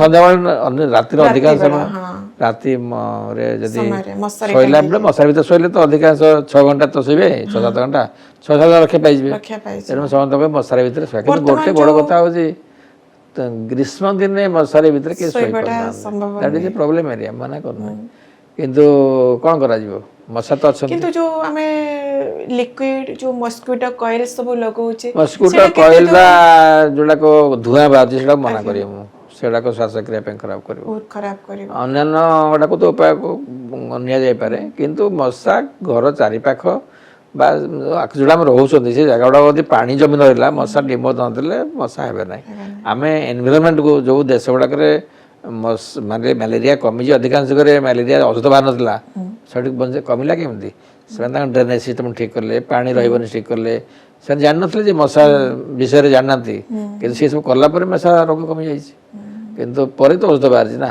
ଆଗରୁ ତାଙ୍କର ମଶା କମିଯାଇଛି ତାଙ୍କ ଆଗରୁ ତେଣୁ ଆମେ ସେଇ ଦିଗକୁ ସଚେତନ ହେଇପାରୁନୁ ଆମେ ନିଜେ ବି ସଚେତନ ହେଉନୁ ଆମ ଚାରିପାଖ ଗାଁରେ ସଚେତନ ହେଉନୁ କି ୱାର୍ଡ ସହରାଞ୍ଚଳ ୱାର୍ଡରେ ସଚେତନ ହେଉନୁ ଏ କାମଟା କଲେ ମଶା ବି କମିଯାଆନ୍ତେ ପୁରା।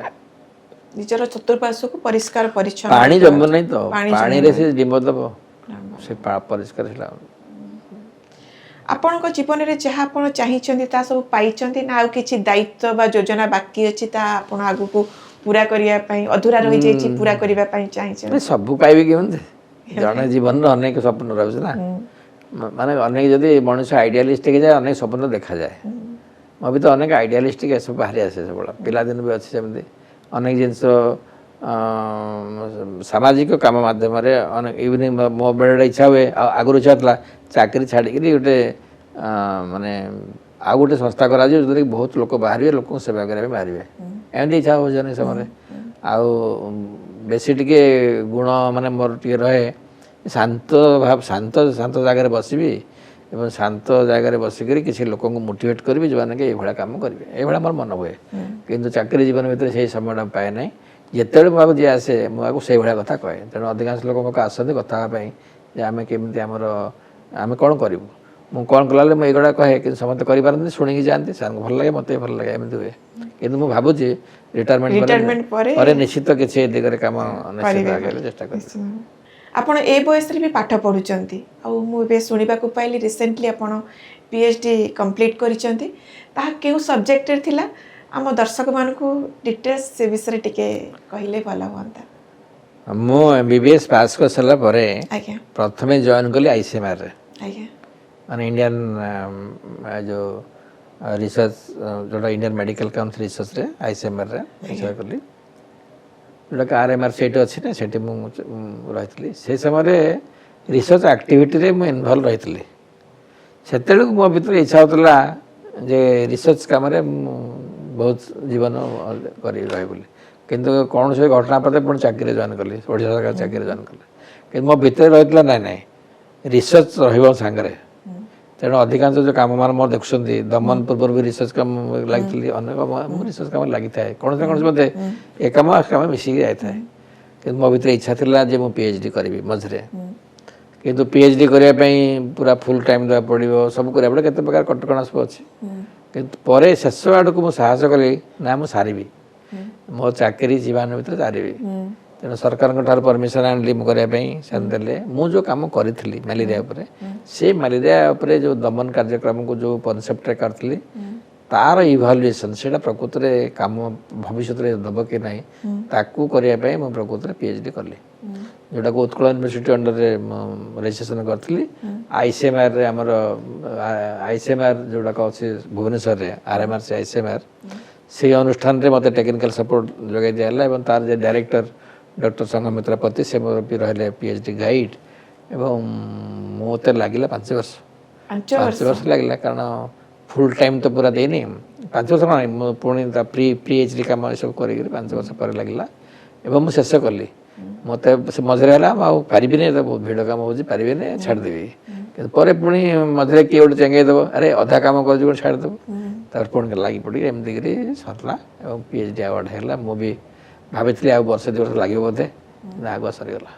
ଆପଣଙ୍କ ଭିତରେ କୋଉଠି ନା କୋଉଠି ଯେଉଁ ଇଚ୍ଛା ଶକ୍ତି ବଳରେ ଆପଣଙ୍କୁ ଆଗକୁ ଟାଣି ନେଉଛି ସବୁ ସାଧାରଣତଃ ଡାକ୍ତରମାନେ PhD କରିବା ପାଇଁ ବଳ ପାଆନ୍ତିନି, ସମୟ ପାଆନ୍ତିନି, କରନ୍ତିନି। ସେ ଆପଣ ଏତେ ଗୁଡ଼େ କାମ ଭିତରେ ତା ସହିତ ଲେଖା ଲେଖି, ତା ସହିତ ପୁଣି PhD କରିବା, ନିହାତି ଭାବରେ ଜୀବନରେ କେତେ ସଂଘର୍ଷ କରିଛନ୍ତି, ସେଇ ସଂଘର୍ଷର ସବୁ କେତେ ଗୁଡ଼ାଏ ଅନୁଭୂତି ଯେଉଁ ଥିବ ଟିକେ ଆମ ଦର୍ଶକମାନଙ୍କ ସହିତ ସେୟାର କଲେ ଭଲ ହୁଅନ୍ତା। ନା ଆମେ ତ ମୁଁ କହିଲି ମୋର ନିପଟ ଗାଁରେ ଜନ୍ମ ହେଇଥିଲି, ଆମେ ମଧ୍ୟ ଲୋଅର ମିଡଲ୍ କ୍ଲାସ୍ ଫ୍ୟାମିଲି ଜନ୍ମ ଆସିଥିଲୁ। ସେଠି ଆମକୁ ପ୍ରାଇମେରୀ ସ୍କୁଲ ଯଦି ଫାଷ୍ଟ ହେଇଗଲି ସେଟା ଲାଗୁଥିଲା ବହୁତ ବଡ଼ ହେଲା, ନାଇଁ। ତାପରେ ହାଇସ୍କୁଲ ଆସିକି ସେଠି ଆସିଲୁ, ପଢ଼ିଲୁ, ରେଭେନ୍ସା କଲେଜ ଆସି ପଢ଼ିଲି। ମାନେ ଏଗୁଡ଼ାକ ମୁଁ ଭାବେ ଆମ ଗାଁ, ମାନେ ଆମେ ସେଇ ଜାଗାରୁ ଏଠି ପଳେଇ ଆସିଲି କେମିତି। ସ୍ୱପ୍ନ ଭଳିଆ ଲାଗୁଛି। ଏବେ ମୁଁ ଭାବୁଛି କେମିତି ମୁଁ ଏଠି ପଳେଇ ଆସିଲି, ରେଭେନ୍ସା କଲେଜ ପଳେଇ ଆସିଲି, କିନ୍ତୁ ପାଠ ପଢ଼ିଲି। ଏବେ ଭାବୁଛି ତ ଏମିତି ସମସ୍ତେ ଆସିପାରିଲେନି, ମୁଁ କିନ୍ତୁ ପଳେଇ ଆସିଲି, ନା ମୋତେ ଗୋଟେ ଭାଗ୍ୟବତୀ କ'ଣ ଜୁଟିଛି ପଛପଟେ। ଏବଂ ମଝିରେ ଯେଉଁ ରେଭେନ୍ସା କଲେଜରେ ପଢ଼ିକିରି ଗଲାବେଳକୁ ମେଡ଼ିକାଲ କଲେଜ ପଢ଼ିବାକୁ ଯିବି, ସେଇ ସମୟରେ ଘରେ ମା ଚାଲିଗଲା ଯେଉଁ, ସେଇଟା ମୋତେ ବହୁତ ଅସୁବିଧାରେ ପକାଇଦେଲା। ଘର ଭିତରେ ମୋତେ ଅନେକ ଗାଁ ଲୋକ ବି କହିଲେ ଆଉ କାହିଁ ପାଠ ପଢ଼ିବ, ଘରେ ରୁହ। ଆଚ୍ଛା ଘରେ ରହିକରି ଘର କଥା ବୁଝ ଗାଁ ଲୋକ ସବୁ ଆପଣ ଲାଗି କିନ୍ତୁ ପଡ଼ିଲେ। ସେ କଥାକୁ କିଛି ଭ୍ରୁକ୍ଷେପ କିନ୍ତୁ ନ ସେଇ ସମୟରେ କରିକି ମୋର ଆପଣ ଆଗେଇ ମେଣ୍ଟର ଚାଲିଥିଲେ। ମୋର ଜଣେ ଜଣେ ମେଣ୍ଟର ଥାନ୍ତି, ଆଜ୍ଞା ତାଙ୍କଠୁ ମୁଁ ଏନକରେଜମେଣ୍ଟ ବହୁତ ପାଏ। ଆଜ୍ଞା ମୋର ଜଣେ ଆପଣ ଜାଣିଥିବେ ପ୍ରଫେସର ଚିତ୍ତରଞ୍ଜନ ଦା, ତାକୁ ସବୁ ଚିତ୍ତ ଭାଇ କହନ୍ତି। ଆଜ୍ଞା ସିଏ ମୋତେ ଚିଠି ଲେଖିଲେ ଯେଉଁମାନଙ୍କୁ ଭଗବାନ ଚାହାନ୍ତି ଯାହାଠୁ କାମ କରିବା ଆଦାୟ କରିବା ପାଇଁ ତାକୁ ପରୀକ୍ଷା କରନ୍ତି। ଆଚ୍ଛା ଆଚ୍ଛା ଏମିତି ଗୋଟେ ସେଣ୍ଟେନ୍ସ ଲେଖିଲେ ଆପଣ ଆଚ୍ଛା ପଳେଇ ଆସ ସାଙ୍ଗେ ସାଙ୍ଗେ ନିଶ୍ଚିତ କଟକ। ଭାବେ ଆପଣଙ୍କ ଭିତରେ ଉତ୍ସାହ ହେଇଥିବ। ସେଇ ସେଣ୍ଟେନ୍ସ ପଢ଼ିଲା ପରେ ମୁଁ କହିଲି ଆରେ ସତ ମୋ କଥା ଭିତରେ ବୋଧେ କିଛି ଅଛି, ସେ କାହିଁକି ମରିଲେ କହିଲେ। ତାପରେ ମୋ ଘର ଛାଡ଼ି ଛୁଡ଼ା ପଳେଇଲି ପୁଣି ଆଉଥରେ। ଆପଣଙ୍କୁ ବି ଭଗବାନ ପରୀକ୍ଷା ନେଉଛନ୍ତି ପରୀକ୍ଷା ହେଉଛନ୍ତି ଏଇଭଳିଆ ଗୋଟେ ଆସିଲା ନିଶ୍ଚିତ ସେ ଭାବେ। ସମୟରେ, ମାନେ ପିଲାବେଳର ବୟସ ଏଇଭଳିଆ ଗୋଟେ ଆସିବ। ସେ ଆସି ପୁଣି ମୁଁ ରେଭେନ୍ସାରେ ଆଡ଼ମିସନ୍ କଲି, କିନ୍ତୁ ଗୋଟେ ବର୍ଷ ପରେ ପୁଣି ମେଡ଼ିକାଲ ପରୀକ୍ଷା ଦେଲି, ମେଡ଼ିକାଲ ପାଇଲି। ସେହି ସବୁ କାର୍ଯ୍ୟକ୍ରମ ଭିତରେ ମୋର ସାମାଜିକ ଅନୁଷ୍ଠାନ ସହିତ ବହୁତ ଜଡ଼ିତ ଥିଲା, ତେଣୁ ମୁଁ ସାମାଜିକ ଅନୁଷ୍ଠାନମାନଙ୍କ ସହିତ ମିଶିଲି।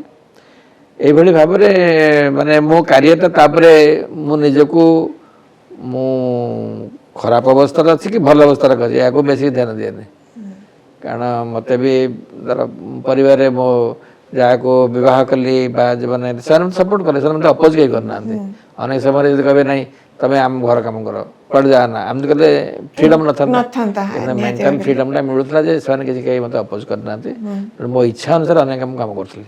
ଅନେକ ସମୟରେ ସାଧାରଣତଃ ଜଣେ ଗଭର୍ଣ୍ଣମେଣ୍ଟ ସର୍ଭାଣ୍ଟ ଯେମିତି ରୁଟିନରେ କାମ କରେ, ମୁଁ ତା ବାହାରକୁ ଯାଇକି କାମ ବାହାରକୁ କରିଛି। ଯାଇକି କାମ ଅନେକ କରୁଛନ୍ତି। ଚ୍ୟାଲେଞ୍ଜ ଗଭର୍ଣ୍ଣମେଣ୍ଟ ଭିତରେ ବି ନୂଆ କଥା କହିବା ବି ବିପଦ ବୋଲି ସମସ୍ତେ ଭାବନ୍ତି, କିନ୍ତୁ ମୁଁ ନୂଆ କଥାଟା କହେ ସବୁବେଳେ ଏବଂ ସେଇଟାକୁ ଅନେକ ସମୟ ପସନ୍ଦ ସମସ୍ତେ କରନ୍ତି। ତେଣୁ ଭାବେ ଏଇଟା ମୋତେ ଭାଗ୍ୟର ଡୋରି ଯେ ଯେଉଁମାନେ ଡରନ୍ତି କଥା କରିବା ପାଇଁ ମୁଁ କହିଲେ ଏଟାକୁ ପସନ୍ଦ କରୁଛନ୍ତି। ତେଣୁ ଏଇଭଳିଆ ଅନେକ ଜିନିଷ ଚାଲିଛି। ତେଣୁ ଚ୍ୟାଲେଞ୍ଜ ଗୁଡ଼ାକ ମୋତେ ଲାଗେ କ'ଣ, ଏଇ ଯେଉଁ ଚ୍ୟାଲେଞ୍ଜଟା ଅଛି ସେଇଟା ଗୋଟେ ଆହ୍ୱାନ ଏବଂ ତାକୁ ପାର ହେବାକୁ ପଡ଼ିବ, ଏଇଭଳିଆ ମୋତେ ଲାଗିଛି। କିନ୍ତୁ ଅନେକ ଯଦି କହିବ ଜଣେ ଚ୍ୟାଲେଞ୍ଜ ସେଇଟା ହେବ, ମୋତେ ଚ୍ୟାଲେଞ୍ଜଟା ତ ଆହ୍ୱାନ ଭଳିଆ ଲାଗେ ଏବଂ ସେଟାକୁ ମୁଁ ଫେସ୍ କରିବାକୁ ଭଲ ଲାଗେ। ସାର୍ ଗୋଟେ ସାଧାରଣ ଲୋକ, ଗୋଟେ ଲେମ୍ୟାନ୍ ଯିଏ ଗାଁ ଗହଳିରେ ରହୁଛି, ସେ ସାର୍ କେମିତି ଜାଣିବ, କ'ଣ ତାର ଲକ୍ଷଣ ଦେଖିଲେ ଜାଣିପାରିବ ଯେ ତାକୁ ଗୋଟେ ମ୍ୟାଲେରିଆ ହେଇଛି ବୋଲି? ସାଧାରଣତଃ ମ୍ୟାଲେରିଆର ମୁଖ୍ୟ ଲକ୍ଷଣ ହେଉଛି ଜ୍ୱର। ଆଜ୍ଞା ଏବଂ ଯେଉଁ ଅଞ୍ଚଳରେ ମ୍ୟାଲେରିଆ ଅଧିକ ଅଛି ସେଠି ଯଦି ଜ୍ୱର ଆସିଲା ଜଣେ ସନ୍ଦେହ କରିପାରେ ମୋତେ ମ୍ୟାଲେରିଆ ହେଇଛି ବୋଲି। ଯେଉଁ ଅଞ୍ଚଳରେ ମ୍ୟାଲେରିଆ ନାହିଁ ସେ ଅଞ୍ଚଳରେ ବିଭିନ୍ନ କାରଣ ପାଇଁ ବି ଅନ୍ୟାନ୍ୟ ଜ୍ୱର ପାଇଁ ହେଇଥିବ। ତେଣୁ ମୁଁ କହିବି ଯେଉଁଟା ମ୍ୟାଲେରିଆ ପ୍ରବଣ ଅଞ୍ଚଳରେ ଜ୍ୱର ଆସିବ କି ଦେହ ହାତ ଗୋଡ଼ ମାନେ ମୁଣ୍ଡ ବିନ୍ଧୁଥିବ, ଦେହ ହାତ ଘୋଳା ବିନ୍ଧା ହେଉଥିବ, ଏଇସବୁ ଲକ୍ଷଣ ଦେଖିଲେ ଜଣେ ସାଧାରଣ ଲୋକ ଭାବିବ ଯେ କାଳେ ମୋତେ ମ୍ୟାଲେରିଆ ହେଇଥିବ କି। କିନ୍ତୁ ଯେଉଁଠି ମ୍ୟାଲେରିଆ ନାହିଁ ଏଇଟା ଅନ୍ୟାନ୍ୟ କାରଣ ପାଇଁ ହେବ। ମ୍ୟାଲେରିଆ ଅଞ୍ଚଳରେ ଏଇଟା ଦେଖିବାକୁ ପଡ଼ିବ। ଜ୍ୱର, ମୁଣ୍ଡ ବଥା, ଗୋଡ଼ ହାତ ବିନ୍ଧା ଛିଟିକା, ଏସବୁ ଲକ୍ଷଣ। ତେଣୁ ଆମେ କ'ଣ ନିଶ୍ଚିନ୍ତ ଭାବରେ ବସିଯିବା ଯେ ନାଇଁ ଏ ଅଞ୍ଚଳରେ ତ ମ୍ୟାଲେରିଆ ନାହିଁ ଆଉ ହେଇନଥିବ ନା? ନାଇଁ ସେମିତି ସେଇଟା ନାହିଁ। ଆମେ ଯେଉଁଠି ଡାକ୍ତର ଯେଉଁଠି ଧର ଅନ୍ୟ ଅଞ୍ଚଳରେ ମ୍ୟାଲେରିଆ ନାହିଁ ଆଜ୍ଞା ସେଠି ବି ଆମର ବର୍ତ୍ତମାନ କ'ଣ ହେଇଛି, ତଳ ଲେଭେଲରେ ମ୍ୟାଲେରିଆ ଚିହ୍ନଟ କରିବା ପାଇଁ ଗୋଟେ ଡାଇଗ୍ନୋଷ୍ଟିକ୍ କିଟ୍ ଦିଆହେଇଛି। ଆଜ୍ଞା ତାକୁ ରାପିଡ଼ କିଟ୍ କୁହାହେଉଛି। ସେଥିରେ ବି ଆଶା ମାନେ ବି ଟେଷ୍ଟ କରି ଜାଣିବାରେ ମ୍ୟାଲେରିଆ ହେଇଛି କି ନାହିଁ। ଆଚ୍ଛା ତେଣୁ ସେଠି ମ୍ୟାଲେରିଆ ସାଧାରଣତଃ ଆମେ ଅନେକ ଜାଗା ଦେଖୁଛୁ ମ୍ୟାଲେରିଆ ବାହାରେ ନାହିଁ ହେଲା। ତେଣୁ ଯଦି ଜଣଙ୍କର ତଥାପି ସନ୍ଦେହ ହେଉଛି ସେ ଟେଷ୍ଟ ପାଇଁ କରିପାରିବ। କରିପାରିବା। କିନ୍ତୁ ଯେଉଁଠି ମ୍ୟାଲେରିଆ ପ୍ରବଣ ଅଞ୍ଚଳ ସେଠି ନିଶ୍ଚିତ ଟେଷ୍ଟ କରିବ ବୋଲି ମୁଁ କହିବି। ସାର୍ ଶେଷରେ ମୁଁ କହିବି TBS ତ ବିଜୟଲକ୍ଷ୍ମୀ ଶୋକୁ ଆସିକି ଆପଣଙ୍କୁ କେମିତି ଅନୁଭବ ହେଲା? TBS ପାଇଁ 2 ପଦ ସାର୍। ନାଇଁ ଏଠିକି ମୋତେ ଆପଣ ଡାକିଥିବାରୁ ମୁଁ ଖୁସି କୃତଜ୍ଞତା ଜ୍ଞାପିତ କାରଣ ଏତେ ଭେରି ଫ୍ରେଣ୍ଡଲି ଆପଣମାନେ କଥାବାର୍ତ୍ତା କରୁଛନ୍ତି ଏବଂ ମୋ ବିଷୟରେ ବିଭିନ୍ନ କଥା ପଚାରିଛନ୍ତି। ଏବଂ ଭାବୁଛି ଏଇଟା ମୋତେ କିଛି ଲାଗିଲାନି ମୋତେ ଇଣ୍ଟରଭ୍ୟୁ କଲା ଭଳିଆ ମୋତେ ଲାଗିଲା ଯେ ଆପଣମାନେ ଖୁସି ବାସିରେ ମୋ ସାଙ୍ଗେ କଥା ହେଉଛନ୍ତି, ଆଉ ସେଥିପାଇଁ ଭଲ ଲାଗିଲା। ସାର୍ କିଛି ବାର୍ତ୍ତା ଦେବା ପାଇଁ ଚାହିଁବେ, ଦର୍ଶକମାନଙ୍କୁ କିଛି ମେସେଜ ଦେବା ପାଇଁ ଚାହିଁବେ? ହଁ ମୁଁ ମାନେ ଯେଉଁମାନେ ମୋ ଦର୍ଶକ ବନ୍ଧୁ ଅଛନ୍ତି ମୋତେ ଶୁଣିବାକୁ ଚାହୁଁଛି ସମସ୍ତଙ୍କୁ ମୁଁ କହିବି ଯେ ଜୀବନରେ କିଛି ଗୋଟେ ଉଦ୍ଦେଶ୍ୟ ରଖନ୍ତୁ ଯେ ମୁଁ କ'ଣ ଦେଇପାରିବି ସଂସାର ମୋତେ କେତେ ଦେବ ସେତିକି ନ ରଖିକିରି ମୁଁ କ'ଣ ଦେଇପାରିବି ସଂସାରକୁ, ଏଇ ଗୋଟିଏ ମେସେଜ୍ ମୁଁ ଦେଇପାରିବି। ମୋତେ ସେଇଟା ଖୁସି ଲାଗେ ଯେତେବେଳେ ମୁଁ ଏଜେଣ୍ଡା ତିଆରି କରି ଯେ ମୁଁ କ'ଣ ଦେଇପାରୁଛି। ସେଥିରେ ଆପଣମାନଙ୍କୁ ଖୁସି ଲାଗିବ ଯଦି ଆପଣମାନେ କିଛି ଦେଇପାରିବା ପାଇଁ ଏଜେଣ୍ଡା ରଖିବେ ଜୀବନରେ। ଏତିକି ମୋର ମେସେଜ୍ ରହିବ। ବହୁତ ବହୁତ ଧନ୍ୟବାଦ ସାର୍, ଆପଣ ଆଜି ଆମ ଶୋକୁ ଆସିକି ବହୁତ ଗୁଡ଼ିଏ ମୂଲ୍ୟବାନ ତଥ୍ୟ ଦେଇଥିବାରୁ ଆପଣଙ୍କୁ ବହୁତ ବହୁତ ଧନ୍ୟବାଦ। ଧନ୍ୟବାଦ। ଆଉ ଗୋଟେ କଥା କହିବେ, ତ ବିଜୟଲକ୍ଷ୍ମୀ ଶୋକୁ କ'ଣ ଗୋଟେ ଆପଣ ବ୍ଲେସିଂସ୍ ଦିଅନ୍ତୁ ଯେ କ'ଣ ଆଗକୁ ବଢ଼ୁ କି ଉନ୍ନତି କରୁ, ଆଗକୁ ଯାଆନ୍ତୁ, ସେଇ ଗୋଟେ ତମେ ଆପଣ କୋଶ୍ଚିନ୍ କରିବା ବିଜୟଲକ୍ଷ୍ମୀ ଶୋକୁ 2 ପଦ। ସାର୍ ଦ ବିଜୟଲକ୍ଷ୍ମୀ ଶୋ ପାଇଁ 2 ପଦ ସାର୍। ନାଇଁ ମାନେ ଆପଣମାନଙ୍କର ଏଇ ଯେଉଁ କାର୍ଯ୍ୟକ୍ରମ କରୁଛନ୍ତି ଆଉ ପବ୍ଲିକକୁ ମେସେଜ୍ ନେଉଛନ୍ତି ଅନେକ କଥାକୁ ଭିତରୁ ଯେଉଁଟାକୁ କେହି କହୁନାହାନ୍ତି ଆମେ କହିବା ପାଇଁ ସୁଯୋଗ ପାଉଛୁ ସେଥିପାଇଁ ଆପଣମାନଙ୍କୁ ମୁଁ ବହୁତ କ'ଣ ବ୍ଲେସିଂ ଦେବି ବୟସ ତ ହେଲାଣି ଆଉ ବ୍ଲେସିଂ ଦେଉଛି ଆପଣଙ୍କର ଉନ୍ନତିର ଉନ୍ନତର ହେଉ ଏବଂ ଏ କାର୍ଯ୍ୟକ୍ରମକୁ ଆହୁରି ସମୃଦ୍ଧ କରନ୍ତୁ ଆଶା ମୁଁ ଭଗବାନ ପାଖରେ ପ୍ରାର୍ଥନା କରୁଛି ସେଥିପାଇଁ